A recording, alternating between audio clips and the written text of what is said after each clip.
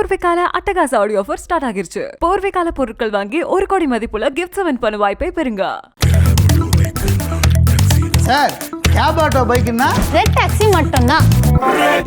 கோவையின் உண்மையான ஷாப்பிங் திருவிழா சேரா ஓம் ஜங்ஷன் ஆடி தள்ளுபடி திருவிழா ஜூலை 17 முதல் ஆகஸ்ட் 16 வரை Sundarapuram and cross cut road, Coimbatore. அவருக்குன்னு எழுதினது ஆலப்புறம் தமிழ் ஃபர்ஸ்ட் பாட்டே, அவருக்கு எழுதின பாட்டே வேற லெவல்ல. ஆலப்புறம் தமிழில் ஆரம்பித்து இன்னைக்கு வரைக்கும் அவ்வளோ ஆல்பம்ஸ், அவ்வளோ ஹிட்ஸு. அவரோட பல பாடல்கள் அது தனியாக சொல்லணும்னு இல்லை. Always have stood by me. And இன்றைக்கும் நான் எங்கேயாவது வெளியே போனால் விஜய் சார் படத்துக்கு பாட்டு எழுதுவார்ல அப்படின்னு சொல்கிற அளவுக்கு ஒரு அடையாளமாக மாறுற அளவுக்கு அது வந்திருக்கு. நான் பொதுவாக சாங்ஸ் எல்லாமே ஃபாஸ்ட்டாக எழுதிடுவேன். அந்த டைம் டியூன் வந்துருச்சு, ஆனால் நான் எழுதலை, பாட்டு அப்படியே இருந்தது. அப்போ தான் நான் உண்மையாக ரிஃப்ளெக்ஷனாக ஓட ஆரம்பிக்குது உள்ள கடைசி பாட்டு இல்லை. அப்புறம் நான் சாருக்கு ஃபோன் பண்ணேன், சார் இது மாதிரி ஏன்னு யோசிச்சுட்டே இருந்தேன். யோசிச்சா இப்போ தான் ஒரு மாதிரி எமோஷன் ஹிட் ஆகுது. அந்த கடைசி பாட்டு அப்படின்றது ஏதோ சம்வேர் மாதிரி டீப் டவுன் இருக்குது. ரீசெண்டாக பார்த்தப்போ அவங்க தான் நேர்லேயும் ரொம்ப மாதிரி அழுகாக இருந்துச்சு. அப்புறம் அவங்க கட்டி பிடிச்சி தட்டி கொடுத்து சொன்னாங்க, அழாத விவேக், நீ எமோஷனாக என்ன எமோஷன் ஆக்கிறாது, அழாத அப்படின்னு. வினோத் சார் நீங்கள் நிறைய ராவண மண்டலை எழுதியிருக்கலாம், ஆனால் எனக்கு ரொம்ப பிடிச்ச லைன் இதுதான் அப்படின்னு சொன்னார். குத்திடு ரத்தமும் வருண்டா, குத்துற கொம்பனும் எவன்டா. நீ குத்துனா ரத்தம் வரும், ஆனால் குத்துற கொம்பனும் எவன்டா அப்படின்றது பயங்கரமான ஒரு லைனு. அந்த பாட்டில் எனக்கு ஃபேவரட் லைன் அதான் அப்படின்னு சொன்னார். அப்போ நான் சொன்னேன், அந்த ஹோல் பாட்டில் அந்த ஒரு லைன் மட்டும்தான் என்னோடது இல்லை அப்படின்னு சொன்னேன். ஃபர்ஸ்ட் அவர் எப்போ மீட் பண்ணீங்க? ஃப்ளாஷ்பேக் போர்ஷன் இருக்குல்ல, வெற்றிமாறன் போர்ஷன், அந்த வெற்றிமாறன் கெட்டப்பில் தான் அவர் முதல்ல பார்த்தேன். அன்னையிலேருந்து இன்னைக்கு வரைக்கும் 1 ரிங்கில் 2 ரிங்கில் ஃபோன் எடுக்கிறாருன்னா அவசியப்படலை அவருக்கு. அது எப்படி அவரால் பண்ண முடியுதுன்னு நான் ஆச்சரியப்பட்டிருக்கேன். வெறித்தனமாக உழைப்பு, ஏதாவது 1-2 நாளும் கற்றுட்டு மேலே வந்துகிட்டே இருக்கிறது.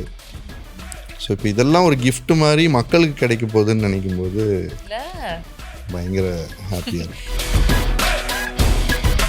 இப்போ கூட போட்டுட்டு இருந்தாங்க, அந்த கை கொடுக்கும்போது ஒருத்தருக்கு அவங்க கை கொடுக்கல அப்படின்னு சொல்லி ஒரு கட்டு போட்டுருந்தாங்க. அப்புறம் கொஞ்சம் நேரம் கழிச்சு ரிலீஸ் பண்ணாங்க, அந்த இன்னொரு கட்டில் பார்த்தா அவர் கை கொடுத்துட்டு போயிருந்தார் அப்படின்ட்டு.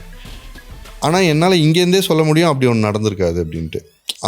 ஏன்னா நம்ம அவர் தெரியும், இவ்வளோ வருஷம் பார்த்துருக்கோம், பண்ணக்கூடிய ஆள் அவர் இல்லை அப்படின்னு சான்ஸே இல்லை, 100% இல்லைன்னு நமக்கு தெரியும்ல. ஸோ அவர் சிஎம் ஆகிட்டதுக்கப்புறம் வாட் வாஸ் யோர்? நான் முதல் நாள் கால் பண்ணேன், ஓட்டிங் கவுண்டிங் அடுத்த நாள் இருக்க போகுது அப்படிங்கிறப்போ முதல் நாள் கால் பண்ணேன். கால் பண்ணிட்டு, சார் எப்படி இருக்கீங்க, ஓகேவா, டென்ஷனாக இருக்கா அப்படின்னு. என்ன பார்த்தா டென்ஷனாக இருக்க மாதிரியா இருக்கும் எனக்கு அப்படின்னாரு சிரிச்சுட்டு. ஆல் தி பெஸ்ட் சார் அப்படின்னு சொன்னேன். உனக்கும் ஆல் தி பெஸ்ட்ப்பா அப்படின்னாரு. எனக்கு ஒரு மாதிரி டக்குன்னு இதுவாயிடுச்சு. என்ன சார் அப்படின்னா, இல்லை இந்த ஜேர்னி ஒன்றையும் சேர்த்தது தான், உனக்கும் ஆல் தி பெஸ்ட்னாரு. விக்னேஷ் சிவன் அவர்கள் அந்த ஸ்டூடியோ போயிருக்காங்க. போகும்போது அவங்க பட வேலைக்காக, எல்ஐகேக்காக. அப்போ இந்த டியூன் இருந்தப்போ கேஷுவலாக 2 லைன் சொல்லியிருக்காங்க. ஸோ அந்த 2 லைனுக்கான கிரெடிட், அந்த எந்த நெஞ்சில் குடியிருக்குங்கிறது அவரோட லைன். ஸோ அதுக்கான கிரெடிட் அவருக்கு போகணும்.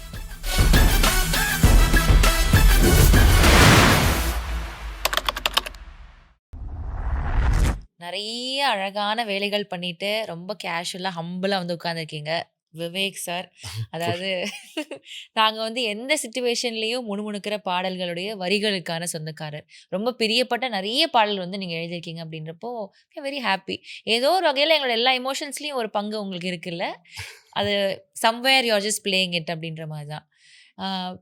உங்களோட ஒர்க் பற்றி obviously your work speaks for itself. நீங்கள் சொல்லணுன்ட்டு கிடையாது, நாங்கள் சொல்லணுன்ட்டு இல்லை.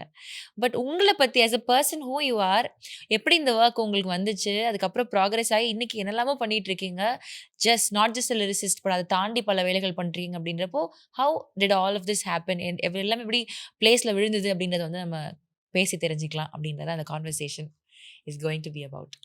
ஃபர்ஸ்ட் ஆஃப் ஆல் உங்களுக்கு கங்க்ராச்சுலேஷன்ஸ். இதே முரளி பெரிய சக்ஸஸ் ஆயிருக்கு. அண்ட் நானும் பார்ட் ஆஃப் இதே முரளி ஒரு 6-7 சாங் எழுதியிருக்கேன் அதில். அதனால் ஹாப்பியாக இருக்குது. உங்களுக்கு ஹார்ட்டி கங்க்ராச்சுலேஷன்ஸ். இன்னும் அடுத்தடுத்து உங்கள் கெரியர் ஃபார்வர்டாக போகிறதுக்கும். இது ஒரு சிம்பிள், முன்னாடியே சொல்லியிருக்கேன். வைரமுத்து சார்கிட்ட ஒரு கவிதை தொகுப்பு அவர் எனக்கு கொடுத்தாரு. ஒரு ஸ்பேஸில் அவரை மீட் பண்ண வாய்ப்பு இருந்தது. அவரோட தண்ணீர் தேசம் எனக்கு ரொம்ப பிடிக்கும். அப்போ சைன் பண்ணி கொடுத்தாங்க அந்த புக்கை. அப்போ அவங்களுக்கு ரிப்ளையில் வந்து கவிதை நடையிலே ஒன்று எழுதலாமேன்னு எழுதினப்போ அவங்க அதுக்கு ரிப்ளை பண்ணியிருந்தாங்க. ஓ நமக்கு எழுத வருது, அவங்களே சொல்கிறாங்கன்னா எழுத வருது அப்படின்னு சொல்லி அங்கேருந்து தான் ஜேர்னி ஆரம்பிச்சது. இது எப்போ சார் எந்த வயசுல ஸ்டார்ட் ஆச்சு இது? சம்வேர் அரௌண்ட் 2012 அந்த டைம் கிட்ட ஓகே ஓகே. ஸோ அந்த டைம் நீங்க காலேஜ்லாம் படிச்சுட்டு இருந்த டைமா? வாட் வாஸ் முடிச்சிட்டேன், காலேஜில் முடிச்சிட்டீங்க. முடிச்ச டைம். ஆமாம் வேற ஒரு கரியர் பர்சியூ பண்ண டைம்ல இது நடந்தது. ஆமாம் கரெக்ட். ஓகே ஓகே ஆக்சிடென்டலாக தான் நான் கவிதை ஓகே. பக்கம் அப்ப ஆக்சுவலா என்ன பண்ணிட்டு இருந்தீங்க அந்த டைம்ல? நிறைய இன்ஜினியரிங் முடிச்சுட்டு அப்புறம் லா முடிச்சுட்டு. என்னது? ஆமாம், என்ன சொல்றீங்க? இன்ஜினியரிங், லா, ஓகே. இது பெருமையாக சொல்கிற விஷயம் இல்லை, என்ன பண்ணணுன்னே தெரியாமல் ஓடிட்டு இருப்போம்ல, இங்கே போகலாமா அங்கே போகலாமான்னு ஒரு ஆமா. கிளாரிட்டி இல்லாமல் போயிட்டு இருந்த டைமில் கரெக்டான ஒரு ஸ்பேஸ் அமைஞ்சது. Okay okay. எந்த ஊர் நீங்க? சென்னை தானா? சிதம்பரம், என்னோட native Chidambaram. Chidambaram. Okay okay. So இப்போ வந்து ஜனநாயகன் ரிலீஸும் ஆக போகுது. Something very special to a lot of people. Like அவரை செலிப்ரேட் பண்ணுறவங்க எல்லாருக்குமே அண்ட் அவர் கூட ஒர்க் பண்ணுறவங்களுக்கு. பிகாஸ் அவர் வந்து லாஸ்ட் ஃபிலிமாக இருக்க போது இதுக்கப்புறம் நான் வேறு ஜேர்னிக்கு போகிறேன் அப்படின்றப்போ அது இன்னொரு ஸ்பெஷல் எஃபர்ட்ஸ் போட்டு எல்லாரும் ரொம்ப ஹோல் ஹார்ட்டாக பண்ண ஒரு ஒர்க்காக இருக்குது. சின்ன குழந்தைங்கள்லேருந்து அந்த பாட்டை வந்து பாடுறாங்க. So how is it, how was it working with Jananayagan film? அந்த மெமரிஸ் எப்படிப்பட்டதாக இருந்தது? இப்போ ரிசெப்ஷன் உங்களுக்கு எப்படி இருக்குது அதோடைய இது? Reception obviously any Vijay sir film, ஒரு தளபதி ஃபிலிமில் மேக்ஸாக தான் இருக்கும் ரிசப்ஷன். எஸ்பெஷலி ஒரு லாங் அசோசியேஷன் பெரிய ஜேர்னி வந்தப்புறம் ரசிகர்கள் முழு மனதாக கொண்டாட ஆரம்பிச்சிட்டாங்க. அவரோட ஒரு பார்ட் மாதிரியே என்னையும் சேர்த்து கொண்டாட ஆரம்பிச்சிட்டாங்க. அது ஆல்வேஸ் ஒரு ஸ்பெஷல் பாண்ட் இருக்குது தளபதி ஃபேன்ஸோட. அது வார்த்தையாலலாம் சொல்ல முடியாது. அது இப்போ நான் சொல்லும்போது நீங்க வார்த்தையால தான் சொல்றீங்க, உங்களோட லவ் நீங்க தளபதிக்கு வார்த்தையால தான் சொல்றீங்க. பட் அந்த ஃபேன்ஸ் எனக்கு கொடுக்குற லவ்வுக்கு ரெசிப்ரோகேஷனாக இதை பண்ணிடுறோம். பட் இது நான் கேமராக்காகவும் இன்டர்வியூக்காகவும் இருக்கலாம். பட் இது மோர் நானும் அது ஃபேன்ஸ் கொஞ்சம் பேரும் தனியாக இருந்து பேசுனா இன்னும் ஹார்ட்ஃபெல்ட்டாக என்னால் பேச முடியும். இங்கே வந்து ஐயோ நான் ஏதோ அப்பீஸ் பண்ணுறதுக்காக பேசணும்னு நினச்சிருவாங்கன்றதுனால நான் கொஞ்சம் கண்ட்ரோல் பண்ணுவேன். ஸ்பேஸ் உங்களோட ஒர்க் பற்றி நம்ம பேசிட்டு இருக்கோம், வேற யாரோடய ஒர்க் எடுத்து பேசல. அஃப்கோர்ஸ் உங்களோட ஒர்க் தான். ஸோ நீங்கள் பெருமையாகவே இன்ஃபேக்ட் பேசலாம். ப்ளீஸ் உங்களுக்கு என்ன ஷேர் பண்ணணுன்னு சொல்லுங்க. ஒரு பியூட்டிஃபுல் ரிலேஷன்ஷிப் அது.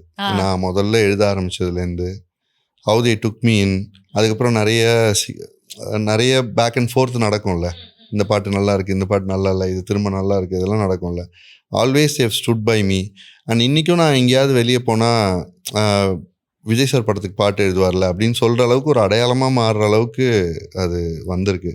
அதனாலே என்னன்னே தெரில. அதான் நான் வந்து சார்கிட்ட வந்து நான் பொதுவாக சாங்ஸ் எல்லாமே ஃபாஸ்ட்டாக எழுதிடுவேன். அந்த டைம் வந்து டியூன் வந்துருச்சு, ஆனால் நான் எழுதலை, பாட்டு அப்படியே இருந்தது.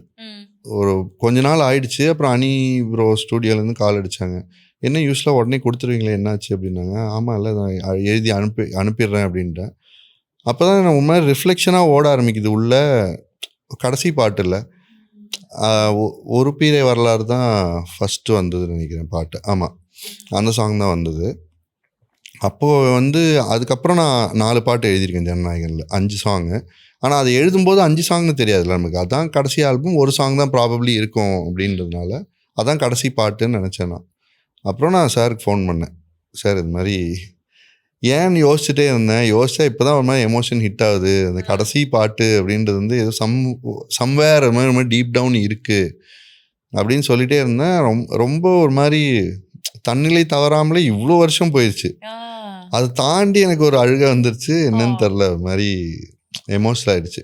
ப்ராப்ளி அது ஒரு இத்தனை வருஷத்தோட நன்றி கடன்னு நினைக்கிறேன். அந்த டைம்லேருந்து ஆரம்பித்து ஆலப்புறம் தமிழில் ஆரம்பித்து இன்னைக்கு வரைக்கும் அவ்வளோ ஆல்பம்ஸ், அவ்வளோ ஹிட்ஸு, அவரோட பல பாடல்கள், அது தனியாக சொல்லணும்னு இல்லை, அதெல்லாம் சேர்த்த ஒரு நன்றி கடன்னு எனக்கு தெரில, ஒரு மாதிரி எமோஷனல் ஆகிடுச்சு.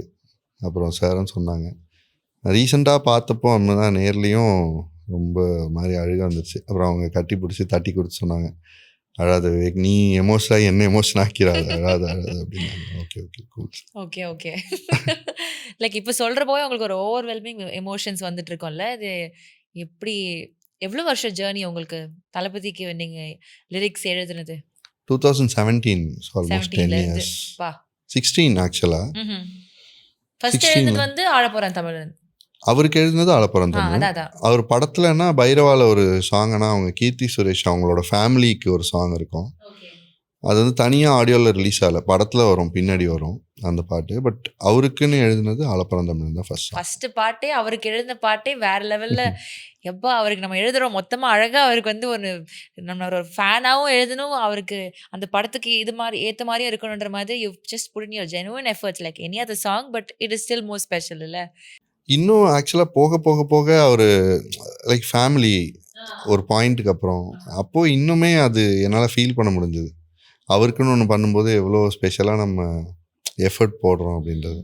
நாட் தட் மற்றவங்களுக்கு கம்மியாக போடல, ஏன்னா மற்றவங்களுக்கு எழுதின எல்லா சாங்ஸுமே இதுமாதிரி இப்போ சிம்பு சாருக்கு வந்து நீ சிங்கம் தானே இருக்கலாம், இல்லை என்னை தோக்கடிக்க ஒருத்தன் வருவானே மன்னிக்கணும் மாம்சா அவனும் இங்கே நான் தானே இங்கே தனுஷா இருக்கா இருக்கலாம், இல்லை விக்ரம் சாருக்கு ஓய்வு முடிந்ததும் திரும்பி வந்தால் அரசனுக்கே அந்த அரியாசனம்ன்றது த ஒன் சாங். சூர்யா சாருக்கு, ரஜினி சாருக்கு நிறைய எழுதியிருக்கோம்.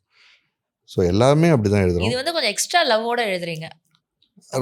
மற்றவங்களோட நான் நல்லா பழகியிருக்கேன். இவர் வந்து நிறைய பழக்கம் இவரோட தான், ஆல்மோஸ்ட் லைக் ஃபேமிலி. நிறைய ஷேர் பண்ணதுலேருந்து, செட்டில் கூடவே இருந்ததுலேருந்து, ஃபர்ஸ்ட் அவர் எப்போ அதெல்லாம். மீட் பண்ணீங்க? ஃபர்ஸ்ட் மீட்டிங் வந்து மெர்சலில் அந்த கோயிலெலாம் கட்டுறதுக்கு ஒரு இந்த ஃப்ளாஷ்பேக் போர்ஷன் இருக்குல்ல, வெற்றிமாறன் ஆமா போர்ஷன், ஆமா. அந்த வெற்றிமாறன் கெட்டப்பில் தான் ஒரு முதல்ல பார்த்தேன் நான். ஓகே. நான் தூரத்தில் அந்த ஒரு மண்டபம் மாதிரி ஒன்று கட்டியிருந்தாங்க, செட்டு போட்டிருந்தாங்க ஆதித்யா ராமில். அங்கே செட்டில் நான் உட்காந்துட்டு இருந்தேன், அப்பா அவங்க நின்றுட்டு இருந்தாங்க. எப்படி கான்வர்சேஷன் ஆரம்பிச்சதுன்னு எனக்கு இப்போது எக்ஸாக்டாக ஞாபகம் இல்லை. பட் அப்படியே பேச ஆரம்பித்தோம். கொஞ்சம் ரொம்ப நல்லா பேசினாங்க, ரொம்ப ஜென்யூனாக ரொம்ப நல்லா பேசினாங்க என்கிட்ட. பேசி முடிச்சப்புறம் அட்லி வந்து இன்ட்ரடியூஸ் பண்ணார், இவர் தான் விவேக், நம்ம படத்துக்கு எல்லா பாட்டும் இவர் தான் எழுத போகிறாரு அப்படின்னு சொன்னோடனே, ஓ சாரி எனக்கு தெரியாது, நான் யாருன்னே தெரியாமல் அவ்வளோ ஜென்யூனாக ஒருத்தர்கிட்ட பேசும்போதே அவங்க யார் நம்ம தெரிஞ்சுப்போம்ல. அது வந்து எனக்கு ரொம்ப பிடிச்சிருந்தது. அன்னையிலேருந்து சரி, இன்னைக்கு சிஎம் ஆனப்புறமும் சரி, இன்னைக்கு ஃபோன் பண்ணாலும் அவர் ஆக்சுவலாக எடுக்கணும்னு கூட அவசியம் இல்லை. இன்னைக்கு எவ்வளோ ஒரு Work பிஸியான இருக்கு, ஸ்பேஸ். yeah. நானும் யூஸ்வலாக ஃபோன் பண்ணுற டைம்ஸை மாற்றிட்டேன். நான் ஈவினிங்க்கு அப்புறம் அவர் எப்போ ஃப்ரீயாக இருப்பாரோ அப்போ தான் கூப்பிட்றது எனக்கு. அன்னையிலேருந்து இன்னைக்கு வரைக்கும் ஒரு ரிங்கில் 2 ரிங்கில் ஃபோன் எடுக்கிறாருன்னா அவசியப்படலை அவருக்கு. அது எப்படி அவரால் பண்ண முடியுதுன்னு நான் ஆச்சரியப்பட்டிருக்கேன். அந்த அவ்வளோ ரெஸ்பான்சிபிலிட்டிஸ் வச்சுருக்கும்போது டக்குன்னு எடுத்து, நானும் அது மாதிரி ரொம்ப நேரம் எடுத்து பேசுகிற ஆள் இல்லை. பட் அகெயின் அந்த ஒரு பர்சன் எவ்வளோவும் பார்த்தப்பறம் எப்படி மாறாமல் இருக்க முடியும் அப்படின்னா, ஓகே இவர் இதுதான் அப்படிங்கும்போது தான் நமக்கு வந்து இனிமேவும் அவர் மாற போகிறது இல்லைங்கிறது தெரியுது. அதனால தான் வந்து அவரோட ஒர்க் எத்திக்ஸ், அவர் எப்படி ஒர்க் பண்ணாருங்கிறது வந்து நிறைய பேர் சொல்லி நீங்கள் கேட்டிருப்பீங்க. நானும் செட்டில் கூட இருந்து பார்த்துருக்கேன். இப்போ கூட ரீசெண்டாக முருகதாஸ் சார் இடத்துல சொல்லியிருந்தார். அது எல்லாமே 100% உண்மை. ஒரு நாள் நான் அவர் லேட்டாக வந்து பார்த்ததே கிடையாது. வித் மேக்கப் இருப்பார். நான் உங்களுக்கு நீங்கள் இப்போ ஆக்ட் பண்ணுறதுனால உங்களுக்கு தெரியும் எவ்வளோ டிஃபிகல்ட்டிஸ் இருக்கும். ட்ராவலில் ஒரு லேட் ஆகிடலாம், இல்லை வந்து மேக்கப் சொதப்பி ஐயோ இது இல்லை நீ வேறு ஹேர் ஸ்டைல் பண்ணுங்கன்னு சொல்லி லேட் ஆகலாம். எவ்வளோ வாய்ப்புகள் இருக்குது. ஒரு நாள் இப்போ 9 o'clock அவர் ஷார்ட்டில் இருக்கணும்னா வித் மேக்கப் அவர் 8:59 இருப்பார். இப்போ ரமன் சார் ஸ்டூடியோவுக்கு ஒரு தடவை நான் போனப்போ அவர் பாடுறதுக்காக அங்கே வரணும். உதாரணத்துக்கு 8 PM வச்சுக்கோங்களேன். 8 PM அவர் அங்கே இருக்கணும் பாடுறதுக்கு அப்படின்னா, சார் வந்துடுவாரான்னு அங்கே கேட்குறாங்க. ரமன் சார் வந்து வந்துட்டார் சார், டைமுக்கு வந்துடுவாரா அப்படின்ட்டு. அவர் 7:50 வந்துட்டார் அப்படின்னா, எங்கே இருக்கார் அப்படின்னா காரில் நெக்ஸ்ட் ஸ்ட்ரீட்டில் வெயிட் பண்ணுறாரு, கரெக்டாக அந்த டைமுக்கு வர்றாரு. முன்னாடியே வந்து அவரை கவனிக்கிறதுக்கு ஒரு எக்ஸ்ட்ரா எஃபர்ட் இங்கே எல்லோரும் போடணும். கரெக்டான டைமுக்கு முன்னாடியே வந்து பக்கத்தில் ஒரு காரில் அமைதியாக வெயிட் பண்ணிட்டு கரெக்டாக 7:59 வருவார். அப்படி ஒரு ஒர்க் எத்திக்கு, வெறித்தனமாக உழைப்பு, ஏதாவது 1-2 நாளும் கற்றுட்டு மேலே வந்துட்டே இருக்கிறது. ஸோ இப்போ இதெல்லாம் ஒரு கிஃப்ட் மாதிரி மக்களுக்கு கிடைக்க போகுதுன்னு நினைக்கும் போது பயங்கர ஹாப்பியாக இருக்கு. டு அ பர்சன் வெளியிலேருந்து நிறைய விஷயங்கள் கேள்விப்பட்டாலும் கூட ஒர்க் பண்ணவங்க அண்ட் நெருக்கமான ஒருத்தவங்க அவங்களை பற்றி சொல்கிறப்போ அது இன்னும் ஸ்பெஷலாக ஃபீல் ஆகுது. And yeah, it is very nice to hear about him also. Unbelievable. அவர் மனசு இருக்குல்ல, அந்த மாதிரி ஒரு பர்சன்ஸை நான் பார்த்தல. ஏன்னா நான் வந்து ரொம்ப மற்றவங்க மனசு என்ன நினைக்குது, அவங்க காயப்பட்டுக்கூடாதுன்னு பார்த்து நடக்கிற ஒரு ஆள் நான். அப்படிப்பட்ட ஆள். அப்படி இருக்கிற ஒருத்தங்களுக்கே ஒருத்தர் ஆச்சரியப்படுத்துறாருன்னா அவர் எப்படி இருக்குன்னு யோசிச்சு பாருங்க. எல்லா பவர், ஸ்டார்டம், மணி எல்லாமே கிடைச்சதுக்கு அப்புறமும் ஸ்டில் ரெஸ்பெக்டிங் பீப்புள், அவங்களோட உணர்வுகளை மதிக்கிறது, இப்போ கூட போட்டுட்டு இருந்தாங்க, அந்த கை கொடுக்கும்போது ஒருத்தருக்கு அவர் கை கொடுக்கல அப்படின்னு சொல்லி ஒரு கட்டு போட்டிருந்தாங்க. அப்புறம் கொஞ்ச நேரம் கழிச்சு ரிலீஸ் பண்ணாங்க, அந்த இன்னொரு கட்டில் பார்த்தா அவர் கை கொடுத்துட்டு போயிருந்தார் அப்படின்ட்டு. ஆனால் என்னால் இங்கேருந்தே சொல்ல முடியும் அப்படி ஒன்று நடந்திருக்காது அப்படின்ட்டு. அந்த ஏன்னா நம்ம அவர் தெரியும், இவ்வளோ வருஷம் அது பார்த்துருக்கோம், பண்ணக்கூடிய ஆள் அவர் இல்லை அப்படின்ற சான்ஸே இல்லை, 100% இல்லைன்னு நமக்கு தெரியும்ல. செட்டில் ஒருத்தரையும் அவர் எப்படி நடத்தியிருக்காரு, எவ்வளோ அன்போடு பார்த்துருக்காரு, எவ்வளோ ஜென்யூனாக இருந்திருக்காரு. ஓவர்ட் அஃபெக்ஷன் காட்டுறதில்ல, போய் நான் தான் உன் மேலே அன்பாக இருக்கேன், நான் பாரு அன்பாக இருக்கேன்றதெல்லாம் விட்டு இருந்ததே இல்லை. சரியான அளவில் தேவையான அளவு அன்பை கொடுக்கறது அவர் அன்பிலீவபிள். அதில் ஒர்க் எத்திக்கும் சரி, மனுஷனாவும் சரி, very rare to see such a person. So அவர் சிஎம் ஆயிட்டதுக்கு அப்புறம் வாட் வாஸ் யோர் அஃப்கோர்ஸ் ஹாப்பியாக இருந்திருப்பீங்க, பட் என்ன தோணிட்டு இருந்துச்சு மனசுல? What was emotional state at that time? அவர் தாங்க, நான் முத நாள் கால் பண்ணேன், ஓட்டிங் கவுண்டிங் அடுத்த நாள் இருக்க போகுது அப்படிங்கிறப்போ முத நாள் கால் பண்ணிட்டு, சார் எப்படி இருக்கீங்க, ஓகேவா, டென்ஷனாக இருக்கா அப்படின்னு கேட்டேன். என்ன பார்த்தா டென்ஷனாக இருக்க மாதிரியா இருக்கும் எனக்கு அப்படின்னாரு சிரிச்சுட்டு. அவ்வளோ கூலாக எடுத்துக்கக்கூடிய ஒரு ஆள். ஓகே சார் அப்படின்னு சொல்லிட்டு, ஆல் தி பெஸ்ட் சார் அப்படின்னு சொன்னேன். உனக்கும் ஆல் தி பெஸ்ட்ப்பா அப்படின்னாரு. எனக்கு ஒரு மாதிரி டக்குன்னு இதுவாயிடுச்சு. என்ன சார் அப்படின்னா, இல்லை இந்த ஜேர்னி ஒன்றையும் சேர்த்தது தான், உனக்கும் ஆல் தி பெஸ்ட்னாரு. அதோட என்ன பெரிய கிஃப்ட் வேணும் அப்படி இருந்தது. he is just including you அவரோட ஜர்னிலயும் and சக்சஸ்லயும் of course அத சொல்றவரு. ரொம்ப ஸ்பெஷலாக இருந்தது. நான் அப்புறம் அடுத்த நாள் 5 ரவுண்ட் கவுண்டிங் முடிஞ்சிருச்சு. இந்த டைமில் போய் ஃபோன் பண்ணது அநாகரிகமாக இருக்கும், அவங்க ரொம்ப பிஸியாக இருப்பாங்க, நிறைய ஓடிட்டு இருந்தது, சீட்ஸ் எவ்வளோ வரப்போகுது, ஆட்சி அமைக்கிறதுக்கு என்ன தேவைன்னா நிறைய ஓடிட்டு இருந்தது. இந்த டைமில் கால் பண்ணுமா, டிஸ்டர்ப் பண்ணக்கூடாதுன்னு இருந்தது. அதே சமயம் அந்த ஹாப்பினஸை கண்ட்ரோலும் பண்ண முடியல. பண்ண எடுக்கிற ஸ்பேஸ்லேயும் அவங்க இருக்க மாட்டாங்கல்ல, ஒரு பெரிய குழுவாக உட்காந்து நிறைய டிஸ்கஷன் போயிட்டு இருக்கும். சரி வேணாம் அப்படின்னு தோணுச்சு. ஆனால் ஒரு பாயிண்ட்டுக்கு மேலே மனசு கேட்கல, சரி பண்ணிடுவோம், என்ன ஒன்று எடுக்கலான்னு பரவாயில்ல அப்படின்னு சொல்லிட்டு ஒரு பண்ணேன். அதே 2 ரிங் எடுத்தாங்க. அப்புறம் நான் சார் அப்படின்னா விவேக் அப்படின்னாங்க. அவர் தான் அவங்களோட உச்சபட்ச ஹாப்பினஸ். ஒரு சிஎம் ஆனது கூட உச்சபட்சம் அவ்வளோதான், எதுவாக இருந்தாலும் அவ்வளோதான். அப்படி எடுத்துகிட்டு போகிற தன்மை இருக்கிறதுனால I feel really special times are coming. ஒரு தலைவனுக்கான தகுதி என்னெல்லாம் இருக்கணும்னு இருக்கும்ல, ரொம்ப எம்பத்தட்டிக்காக இருக்கணும், அதுதான் ஃபஸ்ட்டு. வேறு எதையும் விட அது ஃபஸ்ட்டு, இந்த நேரம் தவறாமை. அதனால தான் சில இடத்துலலாம் அவர் லேட்டாக வந்தார் அப்படின்லாம் சொல்லும்போதெல்லாம் ஈவன் கரூர் கூட வாய்ப்பே இல்லைன்னு எங்களுக்கு தெரியும். கூட இருந்தவங்களுக்கு 100% தெரியும் இஸ் நாட் தட் பர்சன் அப்படின்றது. அண்டு இப்போ அடுத்து ஒரு எது வந்தாலும் அதை தள்ள தூக்கிட்டு போய் வச்சுக்காத ஒரு தன்மை. அவருக்கு இன்ஸ்பயர் ஆகி அவர் படத்துலேயே வரிகள்லாம் நான் வச்சுருக்கேன். லைக் உன் புகழ் மேலே போகும் நீயும் போகக்கூடாது அப்படின்றது அவர்கிட்டேருந்து இன்ஸ்பயர் ஆகி அவர் படத்தில் வச்ச லைன் சிம்டாங்காரனில். ஸோ அதில் ஆக்சுவலாக ஆனால் அது ஒரு தனி கதை. சிம்டாங்காரனை பற்றி பேசணுன்னா, உன் புகழ் மேலே போகும் நீயும் போகக்கூடாது, ஹைட்டிலேருந்து டைவ் அடிச்சா டம்மால் அப்படி தான் இருந்தது. பட் அகெயின் ஒரு சில ரீசன்ஸ்க்காக அது சேஞ்ச் பண்ணப்பட்டுச்சு அந்த லிரிக்ஸு. பட் அகெயின் அப்படி ஒரு பர்சன், இதெல்லாம் சேர்ந்து ஒரு பேக்கேஜாக இருக்கும்போது, மக்களுக்காக ஜென்யூனாக யோசிக்கிற ஒரு ஆள்னு இருக்கும்போது, special times are ahead for people. Wow. So இதை கேட்குறப்போ it feels very special. And நீங்கள் எவ்வளோ ஒரு அழகான ரிலேஷன்ஷிப் ஷேர் பண்ணுறீங்க சாரோட அப்படின்றது தான் தெரியுது. So very lucky you are. ஆமாம் தோணும். அது நான் மற்ற எல்லாரோட ரெப்ரசன்டேஷனாக நான் என்ன பார்த்துக்கிறேன். ஆமாம், அவங்க ஏன்னா அந்த ரிலேஷன்ஷிப்புங்கிறது நாங்கள் மட்டும் இல்லை, அவ்வளோ ஃபேன்ஸ், அவ்வளோ அன்பை கொடுத்த எல்லாரும். அண்ட் அவருக்கு அவசியமும் இல்லை, அது ஹானர் பண்ணும், அது அப்படி நடத்தணுங்கிற தேவை இல்லாதப்போ அவர் நடத்தியிருக்காரு. நீங்கள் யாரும் பார்க்காத ஒரு ஸ்பேஸ்லேயும் அதே மாதிரி நடத்துறது it shows what kind of person he இஸ்ல. அங்கே தான் தெரியும் அவர் யாருன்றது. அது ஆல்வேஸ் அப்படி இருந்திருக்காரு. Very sweet, very sweet. So ஜனநாயகனுடைய பாடல் நான் சொன்ன மாதிரி எல்லாமே செம ஹிட்டு. இப்போ அது ஒரு சென்ட் ஆஃப் பார்ட்டி மாதிரி நம்ம ரொம்ப அன்பு அதிகமாக கொடுத்துக்கிட்டு இருக்கோம். லிரிக்ஸ்க்கும் அதே மாதிரி ஒரு very powerful and fierce lyrics. How did that come out? அது செம எக்ஸ்பீரியன்ஸ் வினோத். அவர்களோடையும் ஆ. அனி அவர்களோடையும் ஒர்க் பண்ணுறது. இல்ல அனி வினோத் சாரும் உங்கள மாரி தான். ரொம்ப பேசிக்க மாட்டாங்க. ரொம்ப சைலன்ட்டா இருந்தா நான் வேலைய வாங்கிப்பாங்க. அந்த மாரி ஒரு person. So how was it collaborating with him also? அவரோட நான் தீரன்லேயே ஒர்க் ஒர்க் பண்ணேன். பண்ணியிருக்கீங்க. ஸோ எக்ஸ்ட்ராடினரி எக்ஸ்பீரியன்ஸ் அவரோட ஒர்க் பண்ணுறது. அனியோட லாங் அசோசியேஷன் கேட்கவே நான் சச் அ பிரில்லியன்ட் கம்போசர். எப்படி இவரால் ஹிட்ஸ் ஆஃப்டர் ஹிட்ஸ் கொடுத்துட்டே இருக்க முடியுது? தெரியல. அந்த ஸ்பேஸ் ரொம்ப டிஃபிகல்ட் ஸ்பேஸ் டு ஒர்க் அவர் பண்ணுறது. யா. அதில் புதுசாக ஒன்று கண்டுபிடிக்கணும். அது பயங்கர புதுசாக ஆயிடுச்சுன்னா சிக்கல், கமர்ஷியல் வயபிலிட்டிக்கு. அந்த பேலன்ஸை பிடிச்சி எப்படி அவர் ஹிட் மேலே ஹிட் இந்த கொடுத்துட்டே இருக்காருன்னு டிசியோட வந்து இதெல்லாம் கேட்டா என்ன எங்க இருந்து எப்படி பிடிக்கிறீங்க? பண்ணியிருக்காருல. நிஜமாவே வந்து Hollywood I don't know. I can't explain only. I can only justify it. Unbelievable. Yeah. So அதில் வரும்போது ரொம்ப செமையாக இருந்தது. ராவண மவுண்டா தான் கடைசி பாட்டு எழுதுனது. அது ஒரு மாதிரி ஃபீலிங்காக இருந்தது. பட் அகைன் லைன்ஸ் இப்போ நல்லா அமைஞ்சிருச்சு. ஆமா, எங்களுக்கு பிடிச்ச சூப்பரா மாதிரி இருந்தது. டியூன் கேட்கும்போதே பயங்கரமாக இருக்குது டியூன்னு தோணுச்சு எனக்கு. ஸோ அப்போ அதுக்கேற்ற மாதிரி வரிகளை போடணும்னு சொல்லி போட்டது.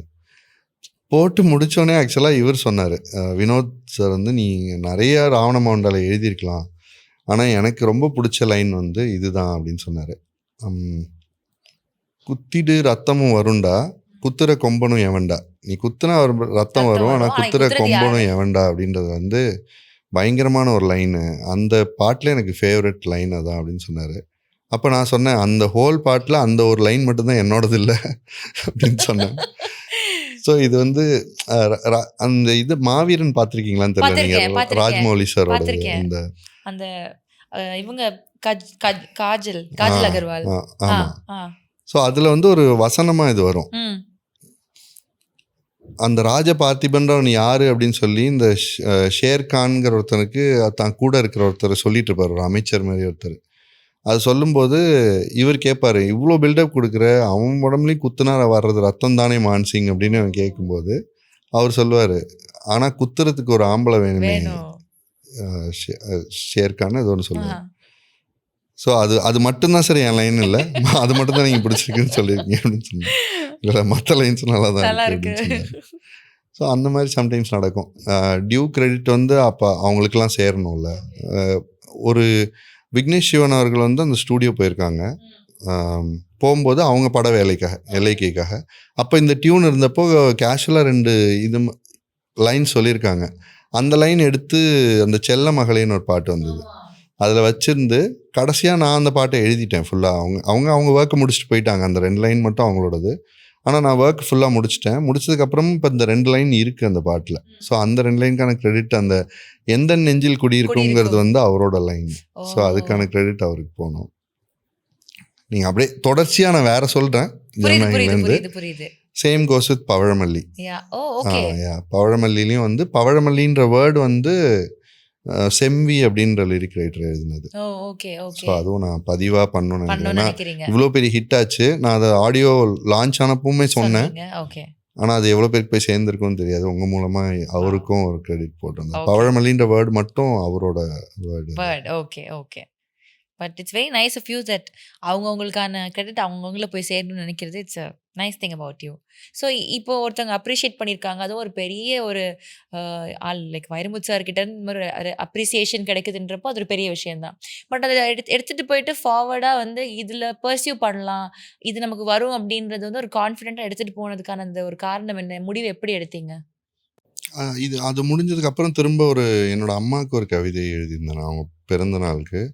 அதோட ஒரு காப்பி வைரமுத்து சாருக்கு அனுப்பும்போது, ஒரு அம்மாவுக்கு மகன் எழுதுனதில் ஒரு சிறந்த கவிதைன்னு நினைக்கிறேன் இது அப்படின்ற மாதிரி அவங்க ரிப்ளை பண்ணியிருந்தாங்க.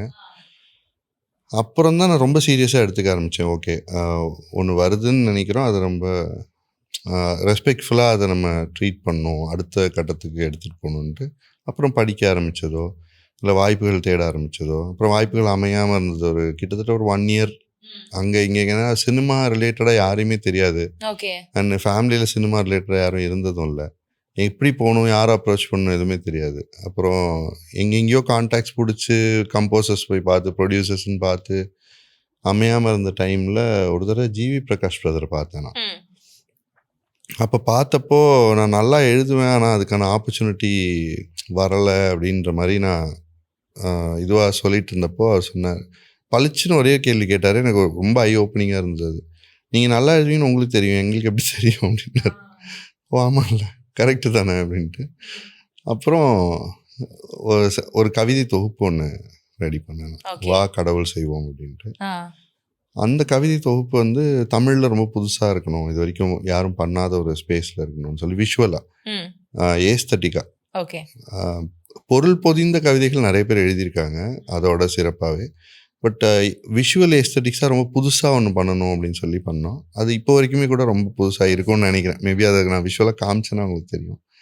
அங்கேருந்து அந்த புக்கை அப்புறம் நிறைய பேர் கொடுக்க ஆரம்பிச்சு, அதில் சந்தோஷ் நாராயண் சார்ட்டேருந்து கால் வந்தது. அதுதான் ஃபர்ஸ்ட் பார்ட். ஓ ஓகே. ஸோ இப்போ ஒரு லேட்டஸ்ட் ஸ்டேஜ் ஆஃப் லைஃப் தான் நீங்கள் வந்து கண்டுபிடிக்கிறீங்க நமக்கு எழுத வரும் அப்படின்றதே. பட் சின்ன வயசில் எங்கேயோ இதுக்கான விதைகள் போட்டனால தான் அது வந்து இட் ஜஸ்ட் நரிஷ்ட் இல்லையா? ஸோ என்ன மாதிரியான ஹேபிட்ஸ் இருந்தது? படிப்பீங்களா சின்ன வயசில், இல்லை எழுதுவீங்களா? என்ன லிட்ரேச்சர் சம்மந்தமான விஷயங்கள் என்னவா இருந்தது உங்களுக்கு? இல்லைங்க, ஆக்சுவலாக ஹானஸ்ட்டாக நான் அப்படி இருந்தது இல்லை. ஓகே. அம்மாவுக்கு ரொம்ப பிடிக்கும் இலக்கியம், கவிதைகள் எல்லாம் ரொம்ப பிடிக்கும். வைரமுத்து சார் நிறைய படிக்கும்போது கோட் பண்ணுவாங்க, இது பாரு இப்படி எழுதியிருக்காரு பாரு அப்படின்னு சொல்லி சில வரிகள் சொல்லுவாங்க தண்ணீர் தேசம்லேருந்து. அப்போ எனக்கு அந்த தண்ணீர் தேசம் மேலே ஈர்க்கப்பட்ட அது ஒரு நாவல் அது. ஸோ அதை ஃபுல்லாக படித்தேன். நான் அந்த ஒரு புக்கு தவிர நான் பெருசாக படித்ததில்லை. ஓகே. ஆக்சிடென்டலாக இந்த பக்கம் திரும்பின அப்புறம் தான் இன்னும் ஆர்வம் அதிக ஆரம்பிச்சு, அப்புறம் தான் கொஞ்சம் கொஞ்சமாக கற்றுக்க ஆரம்பிச்சேன். Okay okay.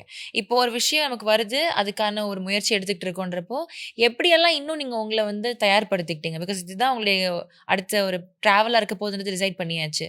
அதில் இன்னும் மெருகிறதுக்கு என்னென்ன வேலைகள் பண்ணீங்க? இதுக்கு என்ன பிரதானமான தேவை என்னன்ற தேடல் இருந்தது. அப்போது இப்போ நம்ம படிக்கணுன்றது ஒன்று, நிறைய இடத்துல தேடணும் சொற்களைன்றது ஒன்று. ஆனால் இதெல்லாம் தாண்டி உணர்வு பூர்வமாக எழுதணும் அப்படிங்கிறத முதல்ல புரிஞ்சுக்கிட்ட அப்புறம் நம்ம ஆழ் மனசில் ஏற்படுற உணர்வை அடுத்தவங்களுக்கு கடத்துறதுக்கு எவ்வளோ நேர்மையாக அதை சொல்ல முடியும். அது வந்து நீங்கள் ரொம்ப அலங்காரம் பண்ணி ஒரு விஷயத்த சொல்லாமலும் இருக்கலாம், எனக்கு ரொம்ப பிடிச்சிருக்குன்னு ரொம்ப ஹார்ட்ஃபெல்ட்டாக சொல்கிறதா இருக்கலாம். அதை பாடல்களில் எவ்வளோ சின்சியராக எடுத்துகிட்டு வர முடியுங்கிற எஃபர்ட் இருந்தது. அதை சுற்றி கவிதை தொகுப்புகள் வாசிக்க ஆரம்பித்தது. அப்புறம் ஈவன் இன்டர்நெட்டில் சில சொற்கள் தேடும்போது மேஜிக்கலாக சில சொற்கள் நமக்கு மாட்டோம். உதாரணத்துக்கு சுழலி அப்படின்றது, அந்த மாதிரி சொற்கள் கிடைக்கும். ஓகே. அதை பயன்படுத்துறது. சுழலி அப்படின்னா பெண்ணா? ரொம்ப ஸ்வீட் சவுண்டிங்காக இருக்குல்ல சுழலின்றது, ஆனால் அது ஏமாற்றுக்காரின் பொருள். ஐயோ, அது வேற அழகா சுழலி. இல்லை, ஆனால் கதையில் இருக்கும் அது. ஏன்னா அவங்க வந்து அந்த முட்டையை வந்து இதெல்லாம் வச்சு ஏமாற்றுவாங்க. ஸோ அப்படி ஆரம்பித்தப்போ அந்த டியூன் வந்துச்சு. நான் வந்து டியூனை கேட்டவுடனே எழுதிட்டேன் லிரிக்ஸு, ராட்சசியே அப்படின்னு. அந்த பொண்ணோட கேரக்டர்லேருந்து அந்த பாட்டு வரணும்னு ப்ரீஃப் இருந்ததுனால ராட்சசியன்னு எழுதிட்டேன். ஆனால் அந்த டியூனோட ஸ்ட்ரக்சர் வந்து இப்போ தாரரே தரரே தரரே தரதத்த தாரரே அப்படியே போயிட்டே இருக்கும், அது கண்டினியூ ஆகிட்டே இருக்கும், நிற்காது. அப்போ நீங்கள் ராட்சசியன்னு எழுதுனீங்கன்னா அடியே கொடியே அப்படின்னு அந்த சவுண்டை நீங்கள் கண்டினியூ பண்ணி போயிட்டே இருக்கணும். அதை ஃபுல்லாக கண்டினியூ பண்ணி அந்த பல்லவியை முடிக்கும்போது தான் எனக்கு வந்து அழகான ராட்சசியே அடிநெஞ்சில் குதிக்கிறியே அந்த திரும்ப அந்த சவுண்ட் கண்டினியூட்டிக்குள்ளேயே ரொம்ப ஃபெமிலியராக இருக்குதுன்னு தோணுச்சு.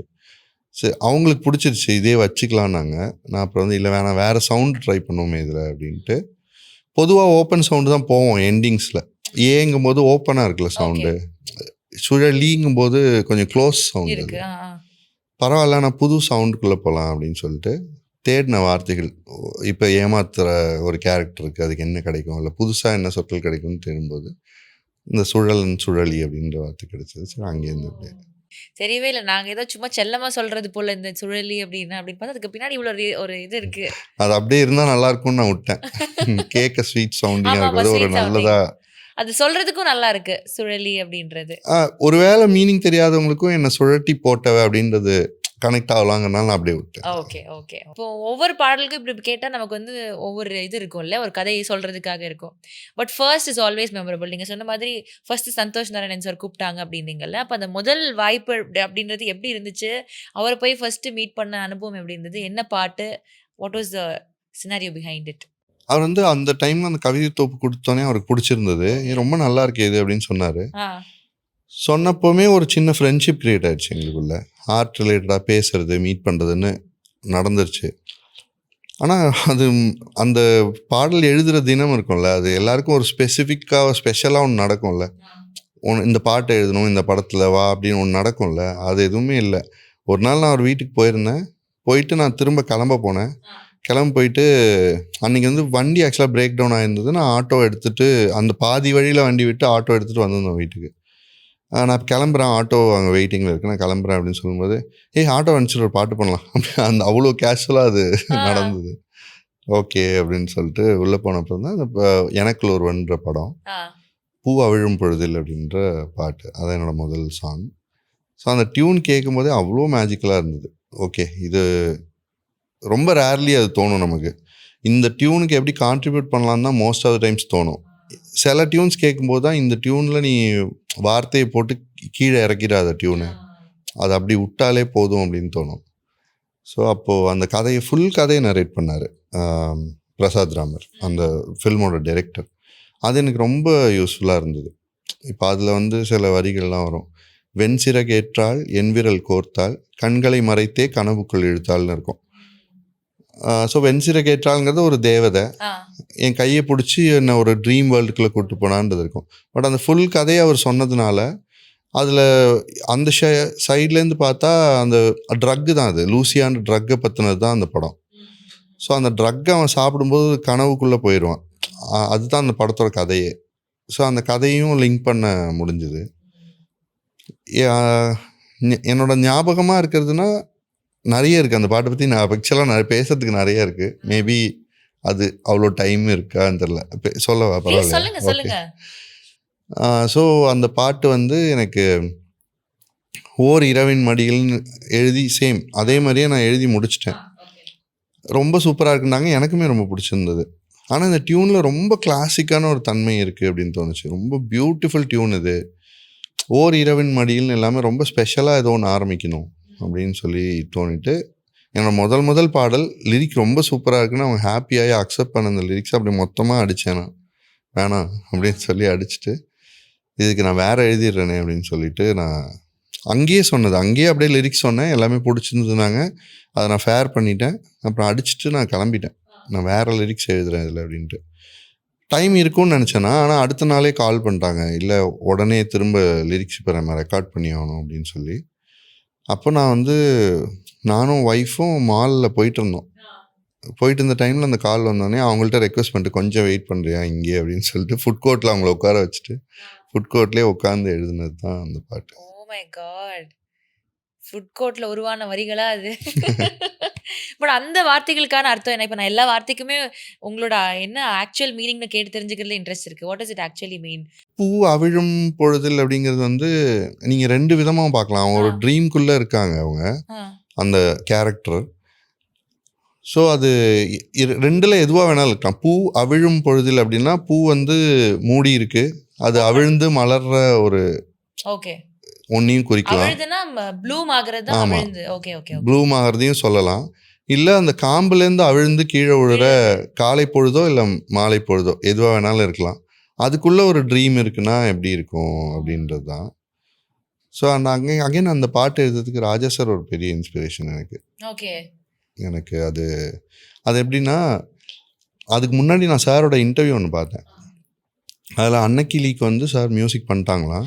அன்னக்கிளி ஒன்றை தேடுதே பாட்டுக்கு பண்ணி முடித்ததுக்கப்புறம் ஒரு ஏதோ அவருக்கு சென்ஸில் தோணுதான், அது வந்து ஒரு நதிக்கரையில் தான் பிக்சரைஸ் பண்ண போகிறாங்க அப்படின்ற மாதிரி அவருக்கு மைண்டில் இருந்து தான். ஸோ நான் அதுக்கு ஒரு ஸ்ட்ரிங் செக்ஷன் பண்ணியிருந்தேன்னு சொல்லி அவங்க அதை எக்ஸ்பிளைன் பண்ணாங்க. தரதரதம் தரதம் தரதம் தரதம் தரதரதம் தரதம், அது சொல்லிவிட்டு அதுக்கப்புறம் கையில் அதை பண்ணி காமிச்சாங்க. தரதரதம் தரதம் தரதம் தரதம் தரதரதம் தரதம். ஒரு அலை எப்படி ஆரம்பித்து கரையில் போய் உடஞ்சிருமோ அதை வந்து மியூசிக்காக ஸ்ட்ரிங்கில் கொண்டு வந்தோம் அப்படின்னு சொன்னாங்க. ஓ, எவ்வளோ யோசிக்க முடியுமா ஒரு கலை செய்கிறதுக்கு, இவ்வளோ கனெக்ஷன்ஸ், ஒரு பியூட்டிஃபுல் கனெக்ஷன்ஸ் ஏற்படுத்த முடியுமா அப்படின்னப்போ, சரி அதை நம்ம லிரிக்கில் கொண்டு வர ட்ரை பண்ணலாம், இந்த தாட் ப்ராசஸை லிரிக்கில் எப்படி கொண்டு வர்றது அப்படின்னு யோசிச்சப்போ தான் ஓகே, டியூனும் லிரிக்ஸும் அவ்வளோ பக்கத்தில் இருக்க முடியுமா அப்படின்னு ட்ரை பண்ணோம். அதில் வந்து இப்போ தேகம் மேகம் ஆகும் ஓர் நிலையே அப்படின்னு வரும். ஓர் நிலையே டியூன் ஒரு இடத்துல நிற்கிது, ஸோ அங்கே ஓர் நிலையே அப்படின்னு போடலாம். மேகம் கூடும் நேரம் பூமழையே அப்படி இருக்கும். ஸோ இப்போ அந்த இடத்துல நான் வந்து தேன் மலரேன்னு போடலாம். தேன் மலரே இப்படி மலராதில்ல மலர், பூமழையே இப்படி தானே கொட்டும். ஸோ அந்த டியூனுக்கு ஏற்ற மாதிரி வார்த்தை, உதாரணத்துக்கு பூவிழும் இப்படி தான் பூ மலரும். அந்த மாதிரி அவர் சொன்னதை நம்ம அடாப்ட் பண்ண முடியுமான்னு பார்த்து ஒர்க் பண்ண ஆரம்பிச்சோம். அந்த அந்த அந்த ப்ராசஸ் எப்படி இருக்குமோ அதுக்கேற்ற மாதிரி சவுண்டிங் வேர்ட்ஸை போடுறது அந்த வரிகளில். அந்த டியூனோட அளவு என்னவா இருக்கோ அதுக்கு ஏற்ற மாதிரி சொற்களை உள்ளே போகிறது. உதாரணத்துக்கு முன்னாடிலாம் அது பண்ணியிருப்பாங்க. இதை டியூனில் அது இருந்திருக்கணும், இல்லை சிங்கரோட ப்ரில்லியன்ஸாக இருக்கலாம். ஓகே. பாவை பாதம் கீதம் சங்கீதம் பாட்டுன்னு நினைக்கிறேன். பாவை பாதம் பார்க்கவோ பாவை பாதம் பார்க்கவோ கூந்தலின்று நீண்டதோ, அந்த நீண்டதோல அந்த நீட்டி பாடுறது இருக்குல்ல, பாவை பாதம் அவ்வளோ அழகாக இருக்கான். அதை பார்க்கறதுக்காக தான் அந்த கூந்தல் வளர்ந்து கீழே வரைக்கும் வந்திருக்கான். அந்த நீண்டதோங்கிறது வந்து எஸ்பிபி சார் வந்து அவ்வளோ அழகாக பாடியிருப்பாரு. ஸோ அப்போ தாரரே அப்படின்ற இடத்துல நீண்டதோன்ற சொல்ல போடுறது இருக்குல்ல, ரிவர்ஸ்லேயும் அந்த பாட்டில் அது நடந்திருக்கலாம். இந்த பாட்டில் நான் அந்த டியூனுக்கு ஏற்ற மாதிரி சொற்களை போடுறது இதுலேருந்து இன்ஸ்பயர் ஆனது. ஸோ முதல் எழுதின பாடல் இதுதான். ஸோ அது பாருங்கள், நீங்கள் சொல்கிறப்பவே உங்களுக்கு அவ்வளோ மெமரிஸ் அது கூட இருக்குது. ரொம்ப ஸ்ட்ராங்கான மெமரிஸாகவே இருக்குது இன்ஃபேக்ட். ஆமாம், ஃபஸ்ட் பாட்டுங்க நிலையத்தில் இன்னும் நிறைய மெமரிஸ் இருக்குது. என்ன ப்ளீஸ் சொல்லுங்கள். இன்னொரு மோஸ்ட் பியூட்டிஃபுல் மெமரி என்னென்னா, நான் வந்து ஹார்மோனிஸ் ப்ராஜெக்ட்னு ஒன்று அப்போ போயிட்டு இருந்தது. அதில் வந்து ஒரு சிங்கர் நான் கேட்டு ரொம்ப என்ன பயங்கரமாக பாடுறாரு இந்த சிங்கர்னு சொல்லி நான் ரொம்ப ஃபேன் ஆகிட்டேன். இன்னொருத்தவங்களும் அதில் பாடிட்டு இருந்தாங்க, ஃபீமேல் சிங்கர். அவங்களுக்கு தான் நிறைய ஃபேன்ஸ் அந்த டைமில் ஹார்மோனைஸ் ப்ராஜெக்டில். நானாக இந்த மேல் சிங்கருக்காக சண்டை போட்டே இருப்பேன். இல்லை இவர் தான் அப்படின்னு சொல்லி ஒரு சைடு சண்டை போட்டே இருப்பேன். அந்த சிங்கர் யாருன்னா பிரதீப். அவங்க வந்து அவங்க ஒய்ஃப் கல்யாணி. அவங்க 2 பேருக்குள்ளே எங்கள் ஃப்ரெண்ட்ஸ்கிட்ட சண்டை வரும். நான் ரொம்ப ரசித்த வாய்ஸு. ஒரு பாயிண்ட்டுக்கு மேலே நான் போகிறேன், அது சினிமாவில் கேட்குறேன். எனக்கு பிடிச்ச வாய்ஸ் இது படத்தில் வருது அப்படின்னா ஆசை ஒரு புல்வெளி பாட்டில். அப்புறம் இது யார் கம்போசர் அப்படி தேடி போய் தான் சந்தோஷ் நாராயணன் சார் தெரிஞ்சு அவரோட ஒர்க்கை பார்த்து பிரமிக்க ஆரம்பித்த டைம் அது. ஸோ என்னோடய முதல் பாட்டு வருது அப்படிங்கும்போது சிங்கராக யார் இருக்க முடியும்னு யோசிக்கும்போது பிரதீப் பாடினா பயங்கரமாக இருக்குமே இந்த பாட்டு, அவரோட சவுண்டு வாய்ஸுக்கு அப்படின்றது எனக்கு இருக்குது. ஆனால் முதல் பாட்டுங்கனால நம்ம போய் எப்படி அதிக பிரசங்கத்தனமாக சொல்கிறது, இவங்களை சிங்கராக போடுங்கன்னு அது சொல்ல முடியாது அப்படின்னு சொல்லிட்டு விட்டாச்சு. எழுதி நான் கொடுத்துட்டேன். ரஃப் ரெக்கார்டிங் பண்ணி இவங்க டியூனை அனுப்பிச்சிட்டாங்க. அவங்க வாய்ஸ்லேயே பாடுவாங்கள்ல கம்போசர். லேட்டராக ஃபைனல் ரெக்கார்டிங் இருக்குது August 15th அந்த இயரில். ரஃப் ஃபைனல் ரெக்கார்டிங் இருக்குது, நீ வந்துரு அப்படின்னு சொன்னாங்கன்னா. ஸோ நான் கிளம்பி ஸ்டூடியோவுக்கு போனால் அங்கே பிரதீப் உட்காந்துருக்காரு. ஆப்வியஸ்லி அவங்களோட மேஜிக் காம்பினேஷன் அதிகமாக கொலாபரேட் ஆனாங்க, அதுதான். பட் எனக்கு ரொம்ப சரியலாக இருந்தது. அவர் பிரதீப் ஒரு லிரிக் படித்து லிரிக் ரொம்ப நல்லா இருக்கே அப்படின்னாரு. அவர் ஏர்போர்ட் கிளம்பணும். In about 1/2 hour to 1 hour தான் டைம் இருக்குது அவருக்கு ரெக்கார்ட் பண்ணுறதுக்கு. ஆனால் அது வந்து இன்றைக்கி வரைக்குமே ஷோஸில் எடுத்து பாடுறதுக்கு எல்லோரும் ரொம்ப தயங்குற பாட்டு. ஏன்னா அவ்வளோ ரொம்ப ஈஸி இல்லை அந்த பாட்டை பாடுறது. அவர் வந்தார், லிரிக்கை ஃபுல்லாக படித்தார். திரும்ப ஒரு 3-4 தடவை லிரிக்கை ஃபுல்லாக படிச்சுட்டு டேக்ஸ் நாங்கள் எடுத்தோம். ஆனால் அந்த டேக்ஸ்லாம் எடுத்து முடிச்சதுக்கப்புறம் உன் ஃபுல் ஃப்ளோவில் ஒன்று அடிடா அப்படின்னு சந்தோஷம்னா அந்த லிரிக்கை ஃபுல்லாக உள்வாங்கிட்டு லிரிக் பேப்பரே பார்க்காம உள்ளே போயிட்டு இப்படி கையை இப்படி வச்சுட்டு ஃபுல் பாட்டை ஒரே டேக்கில் பாடினார். எனக்கு தெரிஞ்சு என்கிட்ட சந்தோஷம் சொன்னாங்க, அந்த ஃபுல் டேக் தான் இப்போ நீங்கள் கேட்குற டேக். அப்படி ஒரு டிஃபிகல்ட் பாட்டை. அதில் இன்னொரு அட்வான்டேஜ் எனக்கு பட்டது வந்து அவர் நல்ல எழுத்தாளர். ஸோ ஒரு சொல்லோட மதிப்பு என்ன, அது என்ன கன்வே பண்ணுது உணர்வா அப்படிங்கிறதெல்லாம் உள்வாங்கிட்டு அது எல்லாத்தையுமே அந்த பாட்டில் வெளிப்படுத்தியிருப்பார் பிரதீப்.